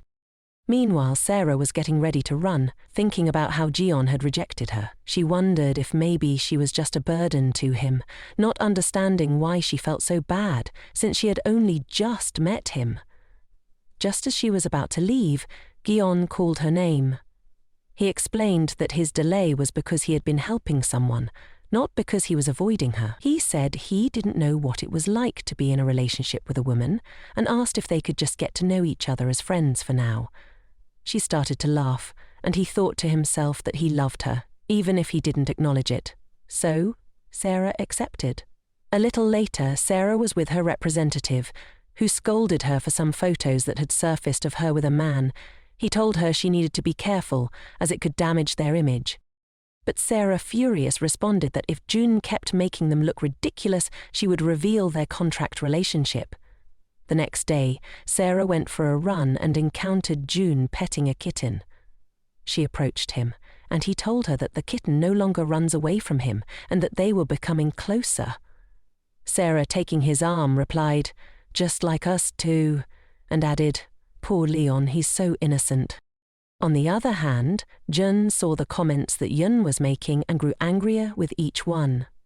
He called his manager to ask why he hadn't been getting calls for commercials anymore. His manager explained that since Jun was already well known, they had decided to change their image. Furious, Jun decided to go to a bar and drink. Like a witch appearing at the most inconvenient time, Jun appeared and asked why he was drinking. Jung, being envious, told him it was because of Yun, saying that Yun had taken everything from him, even his job. The snake-like person then suggested that Jung could take something precious from Jung as well, Chai. He claimed that since Chai was supposedly in love with Jun, if he confessed to her, she would leave Jung and be with him, which would ruin Jung. And like a fool, Jung believed him. Oh, how idiotic! On the other hand, the two lovers were watching a movie, and June was crying. She started teasing him, saying he looked so cute, and they were very happy together. But suddenly she received a call from the fool, John, who asked to meet with her. So she went to the meeting. Once there, she asked him what he had to tell her about Chai, but this fool had actually called her to confess that he loved her. Chai responded that she also cared for him, but only as a friend. He replied that he didn't want her as a friend, but as something more. Annoyed, she told him if he had nothing else to say, she would leave. He tried to stop her, but she was determined to go, leaving him looking foolish. This made him so angry that he threw things on the floor, especially when he saw Yun waiting for her outside the restaurant. Later, Chai told Yun what had happened with John and asked if he was upset. He replied that he wasn't, but they both wondered what Jun was planning next. Yun suggested that Chai should tell Zia what happened, since they were such good friends and cared about each other. Meanwhile, Sarah told Jung that she wanted to take a break before choosing her next project. He told her that he had always watched her show since he was young and was happy to be friends with such an amazing person. The next day, Sarah decided to visit Jung, bringing him food. When the doorbell rang, Leilon opened the door without a shirt, showing off his toned abs. Sarah was stunned at the sight of him, blushing. Realizing her reaction, she quickly ran to change, but Chai couldn't stop staring at him, completely smitten. They sat down to have dinner, and Jung, feeling shy, apologized for the way she had found him. But Sarah didn't mind. She was happy with what she had seen. After dinner, she was about to leave to return home, but like a true gentleman, Jung offered to accompany her. They were on their way to Chai's house when they were in for a rude surprise. Outside her house stood Jung, furious, asking why she hadn't answered his calls. He grabbed her phone and saw that she had blocked him. This made him even angrier, but she, even more furious, told him that whatever he had to say, he should say it through her representative. He glared at her, but soon noticed that Leon was with her. Knowing that Leon was Yun's representative, he confronted Sere, asking if she was doing this just to annoy him. Jung stepped in between them, confronting Jun and saying he wouldn't allow him to continue mistreating Chai. Jun clarified that he was her boyfriend, but she replied that he knew they weren't together anymore. This annoyed him, and he told Sarah that if Chai spoke to her, he wouldn't believe anything she said. How shameless. Jung left, and to apologize, Sarah invited Leon to have a cup of tea. They sat in silence, and she thought he must be angry, but he wasn't. He was actually worried. He told her that she should leave that agency, forget about the contract, and he would speak to someone else to help her find work elsewhere. She thanked him, and he expressed how concerned he was for her. This left her speechless, and without saying a word, she kissed Jung. He blushed, surprised by her boldness, and told her that once her contract ended, he wouldn't just be her friend, he would be her boyfriend. How direct they are. Meanwhile, June drowned his sorrows in alcohol, and, as always, the snake-like person was by his side. He told her that Chai had rejected him and didn't love him, though he regretted not noticing her sooner. This witch mocked him, saying that Chai had acted that way because Yoon was close to her. But if he seeks her when she's alone, she'll probably accept him. In the afternoon, Chai was heading home after buying some things she needed, and as usual she called her handsome vampire to see if he would take long to get home. He asked if she had gone shopping alone, and she confirmed. He replied, asking why she didn't tell him so he could accompany her, because it could be dangerous. But Chai smiled and assured him not to worry because the neighborhood was safe. However, she was in for a big surprise when she saw June outside her house, and he was drunk. This fool told her that his feelings were sincere and that he knew she loved him too, but she told him they could talk another day when he was sober. Furious, he grabbed her hand, accusing her of also rejecting him. She asked him to let go because he was hurting her, but he hugged her without her permission. She was shocked, especially when he said he loved her. Liar, she thought, remembering how he had helped her when her grandmother died, which was why she had gotten close to him. But the truth was, she had never loved him. It had just been affection because he was her comfort. With fury, she pushed him away and slapped him hard, shocking him. She told him that she had once loved him, but that had changed, and now she was just disappointed. He left, and soon Yoon arrived, worried about her. She reassured him that she was fine now and felt safe with him. She did tell him, though, that Jun was acting strangely with her. Upon hearing this, Yoon wanted to confront Jun, but she stopped him. She sadly said that all of this was his fault, for not being there when she needed him most, when her grandmother passed away. But they shouldn't focus on the past anymore, only on the present. Happy, he hugged her and expressed how much he loved her. But, as always, the monster returned and Chai experienced strong headaches again. June was worried, but he couldn't bite her. So Chai decided to take painkillers, reassuring herself that she would be okay, especially if she stayed in Yoon's arms. The next morning she woke up and was concerned when she didn't see her vampire nearby. She left the room and saw him with 2 suitcases. She asked where he was going, and he replied that he wanted her to live with him, which she had now agreed to. When they arrived, Yoon showed her the whole house, but he was worried, feeling like she had come with him out of obligation. She reassured him she was happy to be with him, though she had been surprised when he proposed it, but it didn't matter because they were together now. He gave her a sweet kiss, although not that sweet, since they both were already craving cake. But Chai stopped herself, running out with the excuse of fixing the clothes, leaving Yoon flustered. Later, Chai and Yoon finished organizing the clothes, and Chai started cooking. Yoon was nervous because he had never eaten anything she made, but once he tasted the food, he was captivated by how delicious it was. They finished dinner and went to bed, and she playfully whispered in his ear that she was wearing something very beautiful. Of course, Yoon couldn't wait long to find out, but they were interrupted by a call from Yoon's representative. He told them that photos of Chai with June were circulating, and the comments were negative, claiming that they were betraying their partners. The next day, Chai and June met with the representative. He told them what they did was wrong, but June arrogantly replied that he didn't like people talking about infidelity without knowing what was really going on. The representatives told him to be quiet. Both were planning what to do about the situation, and June's representative suggested they pretend that Chai and June had a secret relationship. This upset Chai, but June demanded to speak with her alone. He tried to threaten her, but she furiously responded that she would teach him a lesson he'd never forget. With that, she left. That night, she spoke to her representative, telling him she accepted the proposal because they promised to recommend her. However, Chai angrily told them she wouldn't accept it and would do the right thing. From all the stress, her headache started again, but she knew that all of this was falling on Yoon. She remembered everything that had happened recently, but also the letter her grandmother had left her, expressing how much she loved her. With renewed strength, she decided she would protect the people she loved. The next day, Yoon was talking with his manager. He said that if things continued this way, they would have to announce an official breakup. This angered Yoon, and he replied that if they did that, he wouldn't stand still because he loved Chai and couldn't be without her. Just then, they were shown a post in which Chai was giving a press conference, where she would clarify everything that had happened. She began by explaining what Jun had done and how everything had been misinterpreted, but the reporters kept asking about her romance with Yoon and if it was true that she once loved Jun. She answered that she had cared for Jun, but only as a good friend, and that the person she had always loved was Yoon, and that was the best thing that had ever happened to her. As the questions kept coming, just as she was about to answer, her friend Sarah appeared. A few days ago, Chai and Sarah had met, and now Chai sat with her to talk about June. It was hard for Chai to tell her everything, but she had no alternative.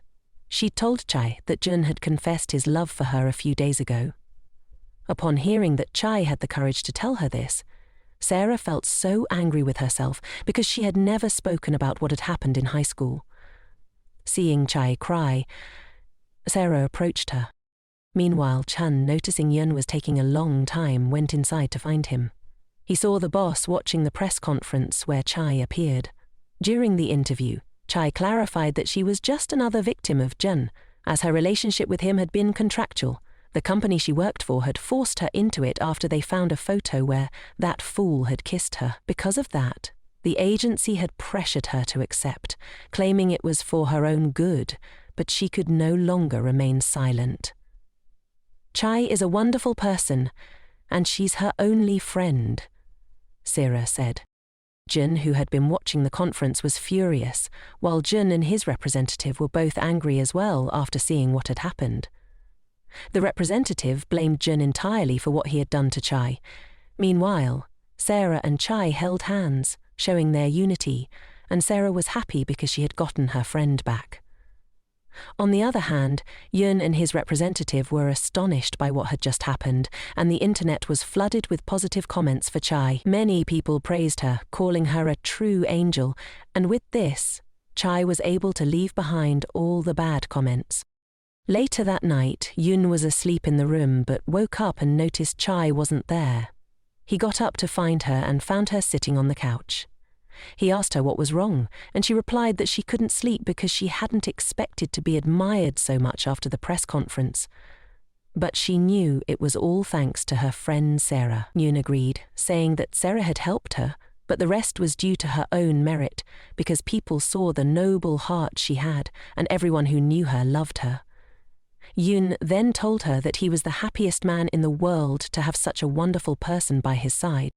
Meanwhile, Jun was furious and drinking. He was bothered by all the negative comments being directed at him, including videos of all the things he had done.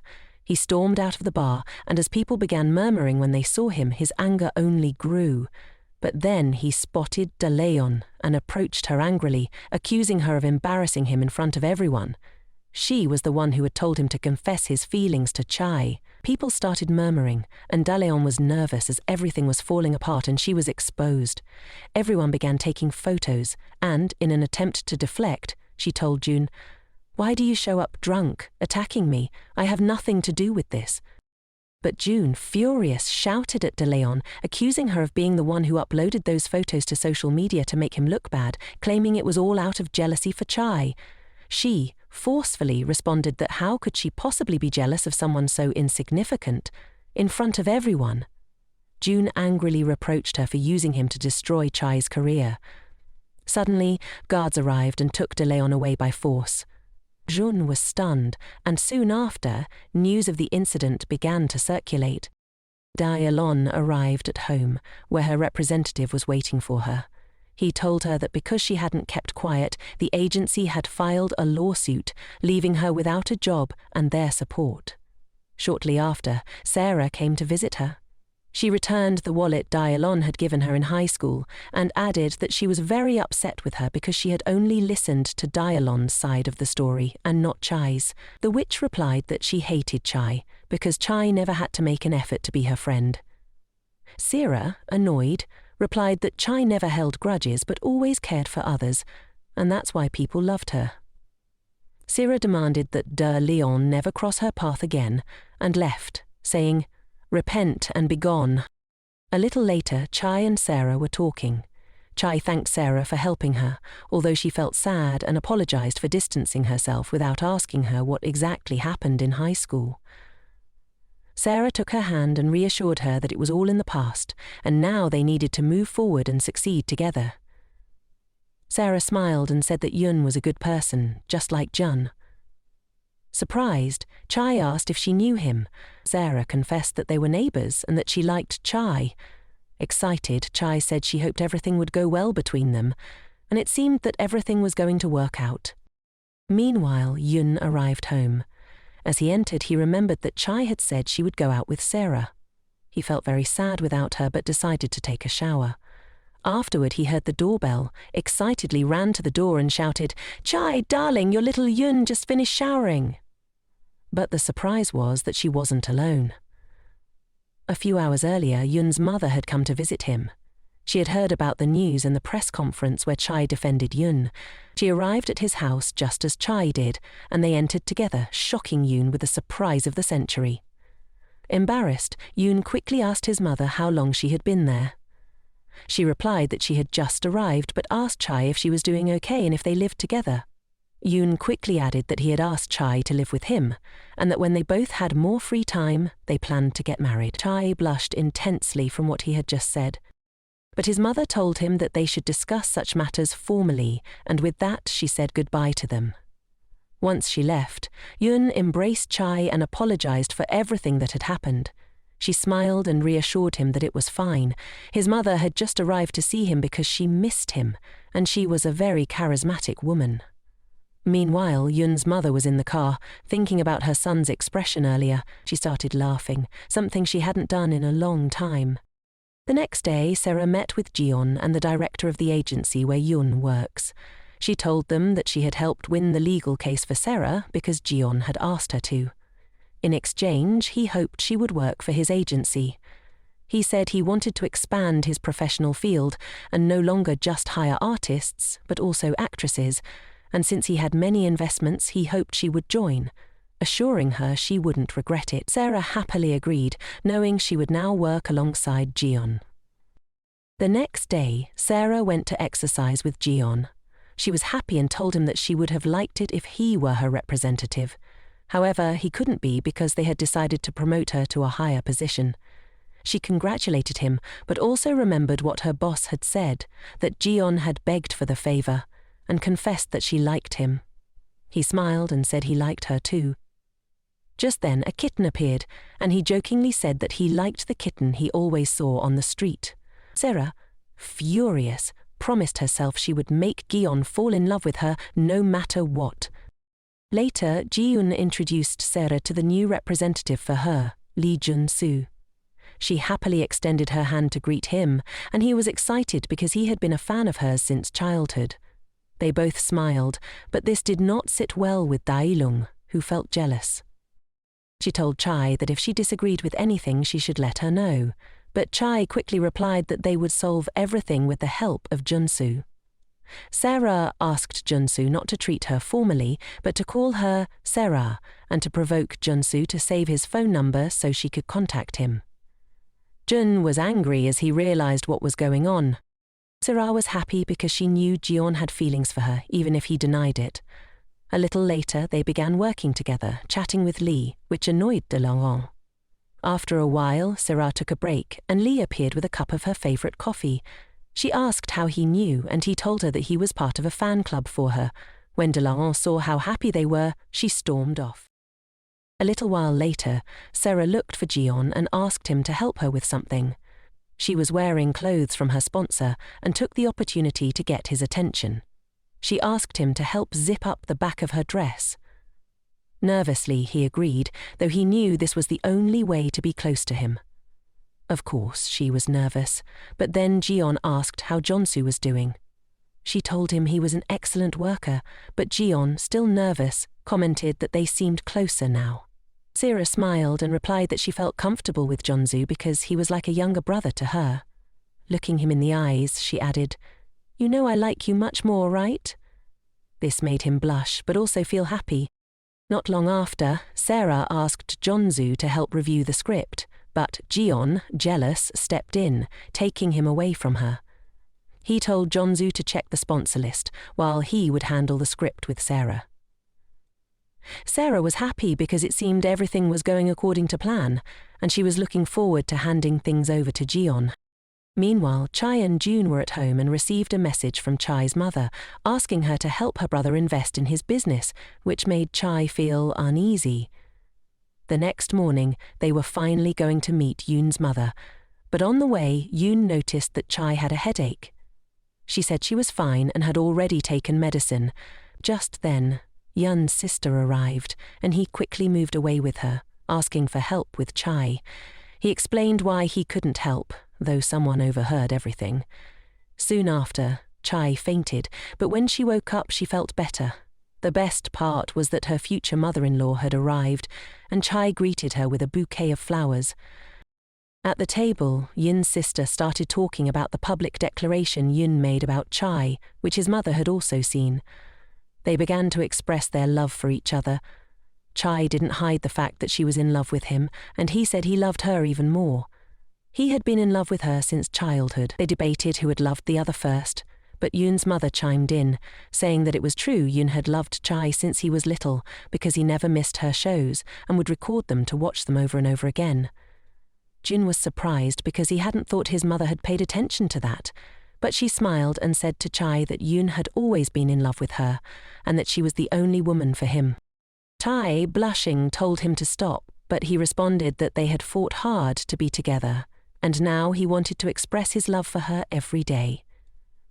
Yoon's mother thanked Chai for taking care of him before, and Chai replied that it was nothing, because in truth, he had become her strength. She also mentioned that his grandmother loved him very much, which was why she knew Yoon had always been very affectionate. His sister looked at them with sweetness.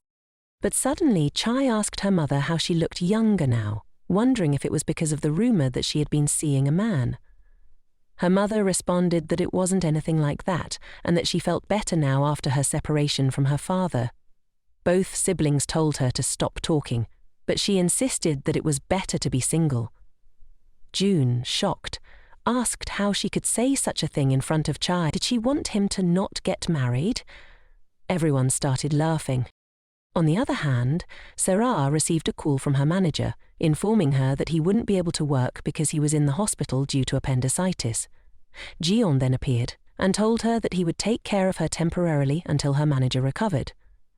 Sarah felt a bit awkward having the guy she liked as her temporary manager, but then she noticed a girl staring at him. A little later she went to the bathroom, and a girl named Jin, who had no problem getting the attention of any man, approached her. She asked who the handsome man next to her was. Sarah responded that he was her temporary representative, and the flirty girl said he was exactly her type. When Sarah went out, she saw them talking and felt unsure of how to handle the situation. However, she noticed the girl soon walked away. Feeling sad, Sarah approached Jion and asked what had happened. He explained that when the girl saw his cat hair on his clothes, she invited him to her house to meet her cat, but he turned her down, saying he only liked his cat, referring to Sarah. He added that she would get jealous if he smelled like another cat. Sarah didn't know whether to feel that he was too naive or too clever, but she loved him just the way he was. Later, Jian accompanied Sarah home. Once there, the tigress, her pet cat, jumped in to invite him for a drink at her house. He hesitated, not wanting to fall into temptation, but she wasn't forcing him. Just as she was about to leave, he stopped her and agreed to go, but only if they didn't stay out too late. At her place, they ate together and he complimented her on her good work. Sarah, feeling down, thanked him and they continued drinking. She soon got drunk. The next day, Sarah woke up in her bed, without clothes, but saw a note from Jion saying he had gone to work and telling her to rest. She blushed, remembering seeing Jion shirtless. Soon after, Sarah met Chai and Minji at a cafe. Since they were all the same age, they started chatting about everything that had happened at the press conference and how Sarah had helped her best friend. They were all very happy. Minji also asked how it went with Yoon's mother, and Chai said she was a warm person. They all smiled, grateful to have such wonderful friends, and Chai was immensely happy. But then Minji asked about the gift she had given Chai and wanted to know how it fit. Chai recalled the romantic night she had spent with Yoon and how he looked when he gave her the gift. She blushed and told Minji that it was an incredibly hot day. The three friends spent a very pleasant day together. Later that night, Chai returned home and rang the bell, Someone answered, saying there was no one home, so she entered and was surprised to find her beautiful vampire had prepared a romantic scene with balloons, flowers, and lit candles. She rushed into his arms and they both fell onto the sofa. She kissed him, and he told her to stop for a minute because behind the sofa, Tristan appeared, saying, "Surprise." She turned as red as a tomato, and Yoon also looked nervous. It was an awkward moment. Yoon explained to Chai that he had been helping Tristan set everything up, but he didn't expect her to arrive so early. Chai, still nervous, thanked him, and Tristan quickly left so they could be alone. Chai admired how beautifully Yoon had prepared everything, and as she turned around, she saw him on one knee holding an engagement ring. With a loving look in his eyes, he asked her to marry him and live together forever. Overwhelmed with emotion, she immediately said yes. They had dinner and he handed her a bouquet of flowers, explaining that he wanted to hear her confirmation before leaving for a recording abroad. He knew he would miss her terribly. She sat next to him, gave him a little kiss, and asked if he would still miss her.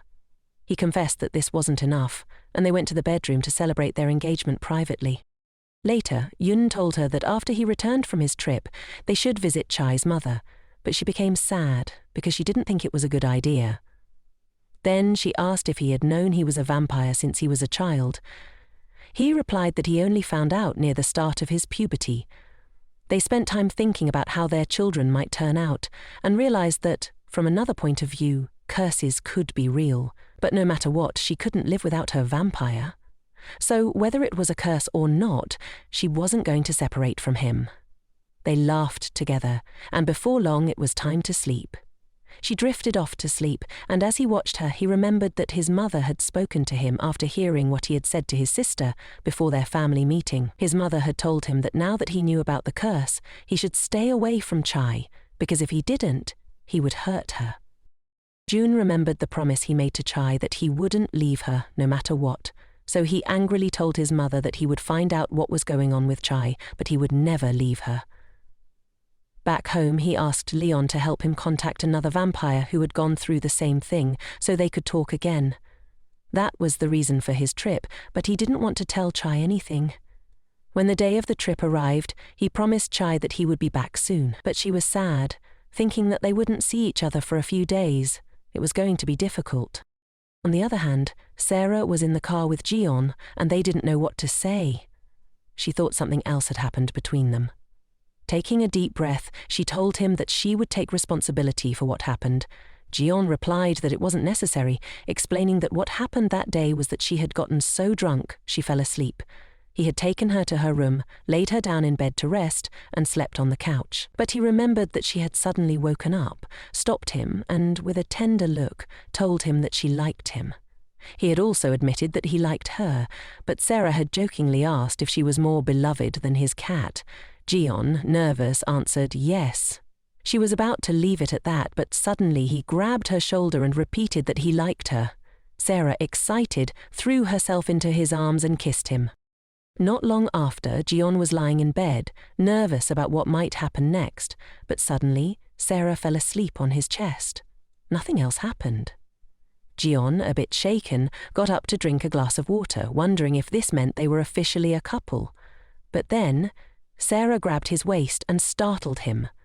Surprised, he asked if she wasn't asleep, to which she smiled and said, "Let's sleep together." That statement almost broke the last nerve in Jion's brain. Nervously, he told her that if she fell asleep first, he would follow. They both returned to bed, and Jean was feeling down until he told her she needed to change into something to sleep in. He took off his shirt, and Jean, seeing him, said that she would do the same. As she undressed, she turned, and Jean, noticing her in her underwear, blushed. He quickly covered her with a blanket, telling her to stay warm. After that, they were supposed to sleep, but Guion couldn't. Sarah was lying there, in her underwear, and he knew it was very likely she wouldn't remember any of this the next day. Days passed, and Chai gave an interview about her upcoming movie role, where she would play a new villain. Her co-star, Sun Jun, was also part of the interview.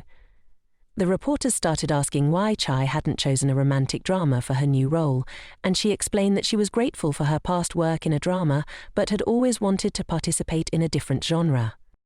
but the misplaced comment she made about only waiting to act in a romance when it's with the person she's in love with shocked everyone. Chai was especially surprised because just days before, she had asked Gina about this actress and learned that both Sun Jun and Gina had attended the same high school. From what she heard, Sun Jun wasn't exactly a nice person. After the interview, Chai followed Sun Jun and asked if what she had said was true. Sun Jun, with a wicked smirk, responded that she had no reason to lie. Chai angrily told her that it wasn't right, asking how she could say such things in front of her. Sun Jun arrogantly replied that she was just protecting Yoon, claiming that he would only marry her. She then rudely told Chai to stay away from him. Confused and frustrated, Chai made her way to the car, where she bit her representative out of anger. It helped calm her down, but then she remembered the engagement ring and thought about Chai. She let out a deep breath and tried to collect herself. Later that night, Chai missed Yoon terribly. She was still thinking about what her friend had mentioned in the interview, wondering if Yoon had seen it yet. Suddenly, he called her. He asked her about what Sun-yoon had said and if it was true that they were close friends. She explained that they had only met once, and after that he went back to Korea and they never saw each other again. She told him how much she missed him, and he admitted he missed her too. He asked her to work hard, promising they would see each other soon. Meanwhile, Yoon was desperately searching for the vampire who could help him. He felt disheartened as he couldn't find him. Just as he was about to give up, someone approached him and asked if he was okay. Yoon replied that he was fine, but when he looked closer, he realized it was the vampire he had been searching for. The vampire hugged him. And Yoon was surprised because he hadn't recognized him at first due to the mask. Once the mask came off, he realized who it was. The vampire invited him to his house and explained that he had been trying to contact Yoon, but had been unable to reach him. He also suggested that what was happening with Chai might not be a curse, which left Yoon shocked. On the other hand, Jion had texted Sera, telling her he had a lot of work today and would pick her up at 11. But by 12:30 he still hadn't arrived, and she began to worry. Just then there was a knock at her door. When she opened it, she was taken aback. "My God, even I might faint from how elegant this is," she thought, as she saw him in a shining car, looking as handsome as ever. Sera started to suspect that something might be about to happen, but she had to pretend not to know anything. In the car, he asked her if she had already had lunch, and since she hadn't, he suggested they go eat first. She already had a feeling that something was going to happen. Hours before meeting Sera, Jion had run into Gon, who laughed at him for dressing so colourfully, like a rainbow. So Gion decided to help him and gave him more appropriate clothes and told him he was planning to confess his love to someone, and Jijeon asked if he had already made a reservation. With a smile, Jijeon replied that he had booked a place a week in advance. He then took Sera to a family restaurant where the food was exquisite, but nothing happened. Sera was anxious to hear his confession of love, but it never came.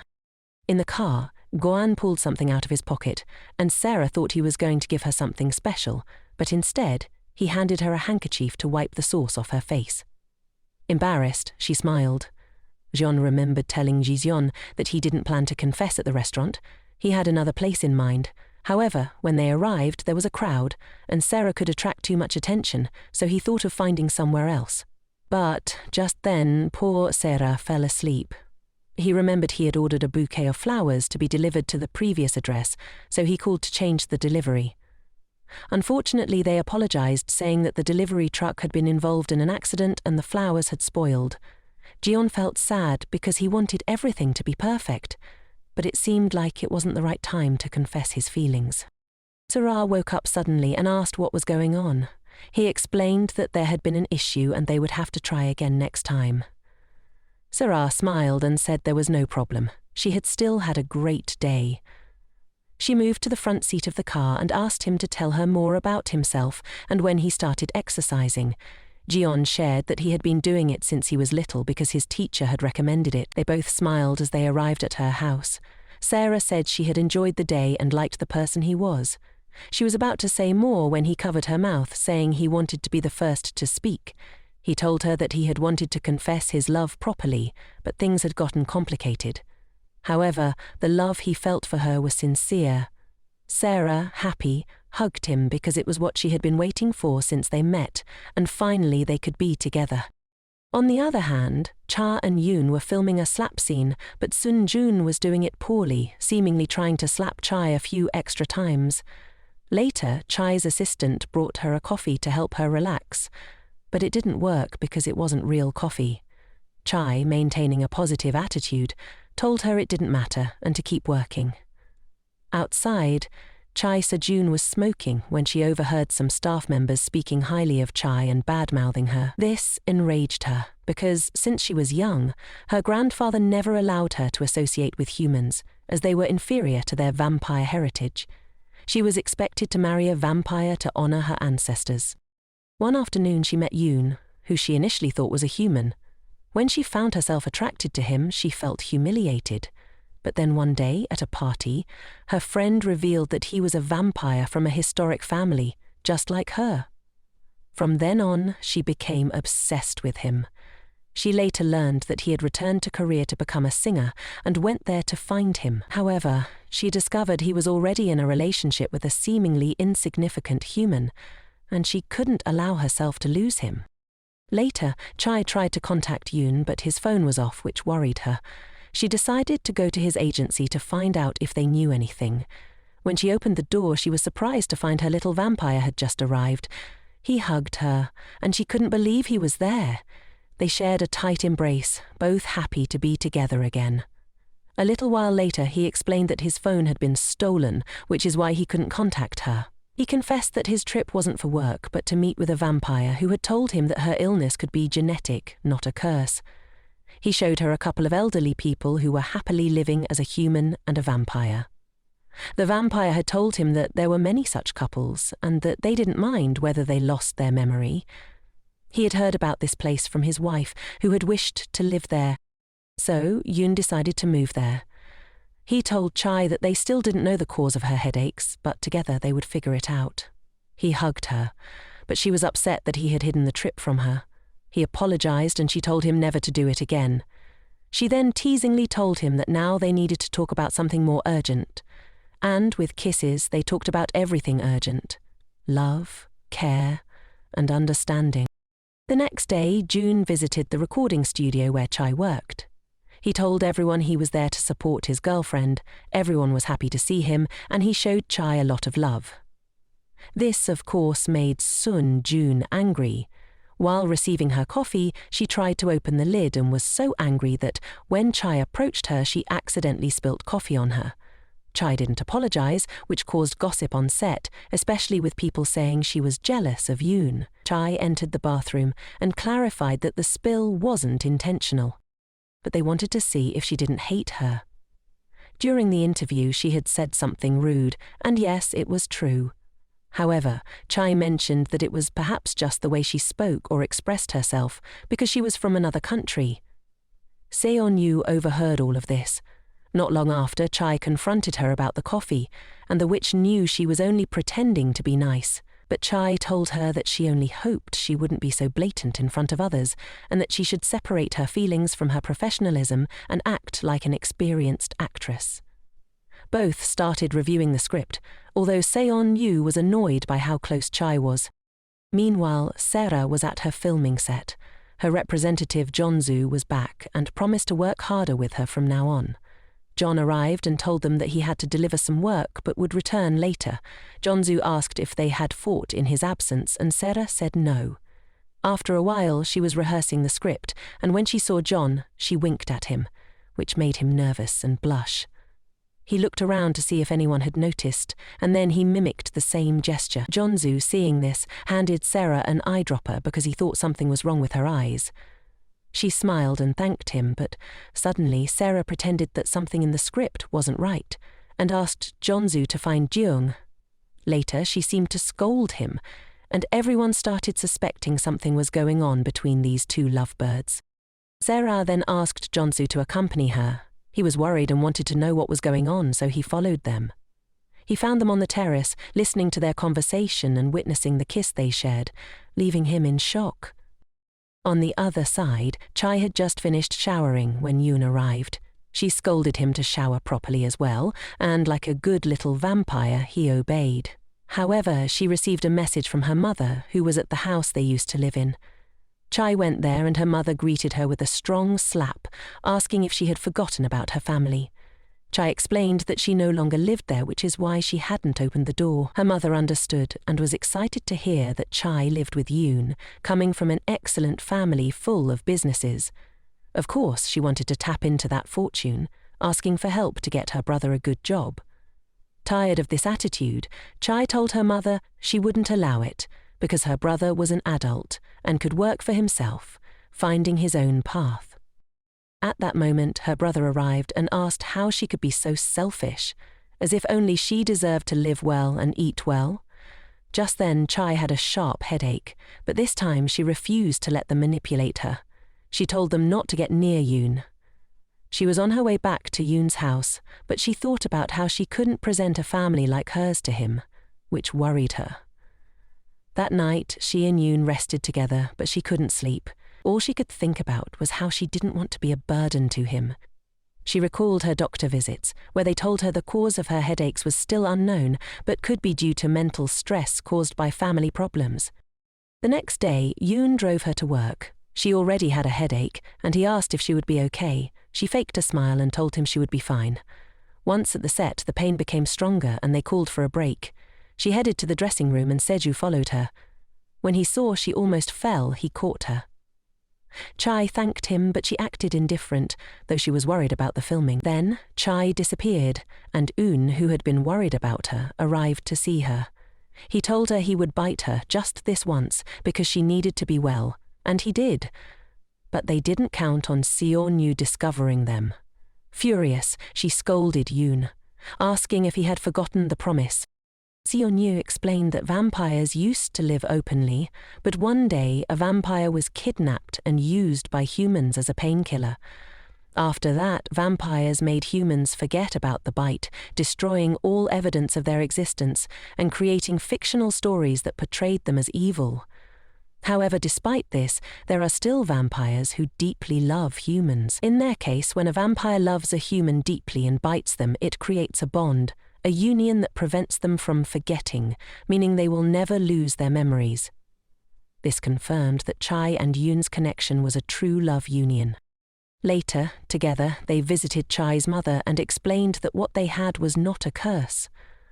They told her about what Seon-yu had explained and she began to cry as she remembered her past. She had once loved a human who remembered the bite, but when he got sick she thought it was her fault, so she left him. For her mother, it was all in the past, but then, unexpectedly, the man she loved most appeared before her. When they saw each other, it seemed like time had frozen. They spent the night talking, and the next day he left. Chai's mother thanked her son and apologized, saying she had been a coward for running away. In contrast, Yoon kept fighting for Chai. She thanked Chai for loving her son so much and for always being by his side. Yoon also confessed to his mother that Chai had been his support, and if it weren't for her, he would never have been as happy as he was now. On the way back in the car, Chai asked Yoon when they had made that promise, and he reminded her that when they were children, they loved watching fireflies. One day, she stubbornly wanted to stay in the cold to watch them, and that day she caught a cold. Since he knew that if he bit her, it would make her feel better, he did. From that day on, they had made a true love promise. How beautiful. The next day, Chai was reviewing her script, but she received a call from her mother asking her to visit. Later that afternoon, she went to see her, and her mother asked why she couldn't help her younger brother Shah. Tired, Chai confronted her, saying that all this time she had been helping them, but they only thought about themselves. Crying, she told them that they never thought about her. Wasn't she family? Hadn't she also lost her father? She confessed that they only saw her as an ATM, and they needed to understand that she had feelings too. She reminded her mother of what she did after her father passed away, sending her to live with her grandmother without warning and not even allowing her to visit. She knew that if she died today, they wouldn't care. Or maybe they would, but only because they'd be wondering where they'd get more money from. At that moment, Chai felt a pressure in her head and the pain made her faint. Soon after, she woke up in the hospital and her mother was beside her. She recalled that after her husband passed, the only person who supported her was Chai, who even promised to help. Just then, Chai's younger brother arrived, asking for money, as always. He asked if she would give him money, and her mother barely understood what Chai meant. At that moment, Yoon entered. Chai's brother excitedly told Yoon that he needed money from his sister, and Yoon angrily said that it was shameless of him to ask. He told him that they had been exploiting Chai all this time, and still, they didn't care about her well-being. Chai's brother responded that Chai wasn't in serious condition, but that he was in a hurry. Yoon got angry and told him enough was enough. Their mother intervened and told her son to stop. She kicked him out of the room, and Jeonju approached Chai. Her mother explained that Chai's headache was caused by stress. But Yoon added that it wasn't the first time. She'd been suffering from headaches for a long time, and the doctors couldn't find the cause. Her mother stayed with her the whole time, and when Chai woke up, she was surprised to see her mother by her side. Her mother told her that Yoon had spoken with the doctor and was a good person, and Chai confirmed this. Suddenly, her mother asked her when she had first felt the pain. Chai explained that the headache started after her grandmother passed away. Whenever she was unwell, she would talk to her grandmother and feel better, but after she was gone, she had no one to talk to until she met Yoon. Since then, her pain had lessened a little. Later, Chai's mother returned home, and once again her younger brother entered to ask for money. This time, however, their mother told him to get rid of the business he had and made it clear that it was time for him to take responsibility for his actions. He didn't understand, so she asked him if he had ever supported or comforted his sister. When he said nothing, she told him not to speak to her again about such things or he would be erased from the family register. Not long after, Chai left the hospital. As they had told her to rest, Yoon took it seriously and carried her in his arms all the way home. He fed her and helped her bathe. This time, he asked her to bathe together, and they did. Later that night, they rested together, and she gave him little kisses. He tried to control himself because he had too much strength and she needed to rest. Chai didn't fully understand what had happened, but she had no choice but to accept it. As the days passed, the awards ceremony for the best actors and actresses at the film festival arrived. Yoon entered, as dazzling and handsome as ever, and Chai, a complete diva, lived up to her sweet yet firm character. Chai had been nominated for the Best Actress Award, a huge honor for the beautiful Chai. After their couple photo, they entered the grand hall, where they had to sit next to Seon-yu, who congratulated her. She tried to maintain her negative attitude, but Chai's kindness and the true love she shared with Yoon moved her. The award ceremony began. The first award went to Yoon for Best New Actor, and he was ecstatic, especially seeing Chai clap for him. Then they announced the winner of the Best Actress Award, Chai Lee. She was emotional as she walked onto the stage and thanked her grandmother for all the love and support she had given her when she was alive. She also thanked her agents and her agency, and of course she couldn't forget to thank the person who once told her that she shone as brightly as the stars. She remembered the promise Yoon had made when they were young that when she won an award, she would call him by name. The special person was Yoon-seo, the man she loved more than anyone in the world. She also added that she wanted to thank herself for never giving up and for persevering through difficult times. Months passed, and she visited the doctor, who told her that for 3 months she hadn't had any headaches. Things had improved both in her family and her work life. The day everyone had been waiting for finally arrived.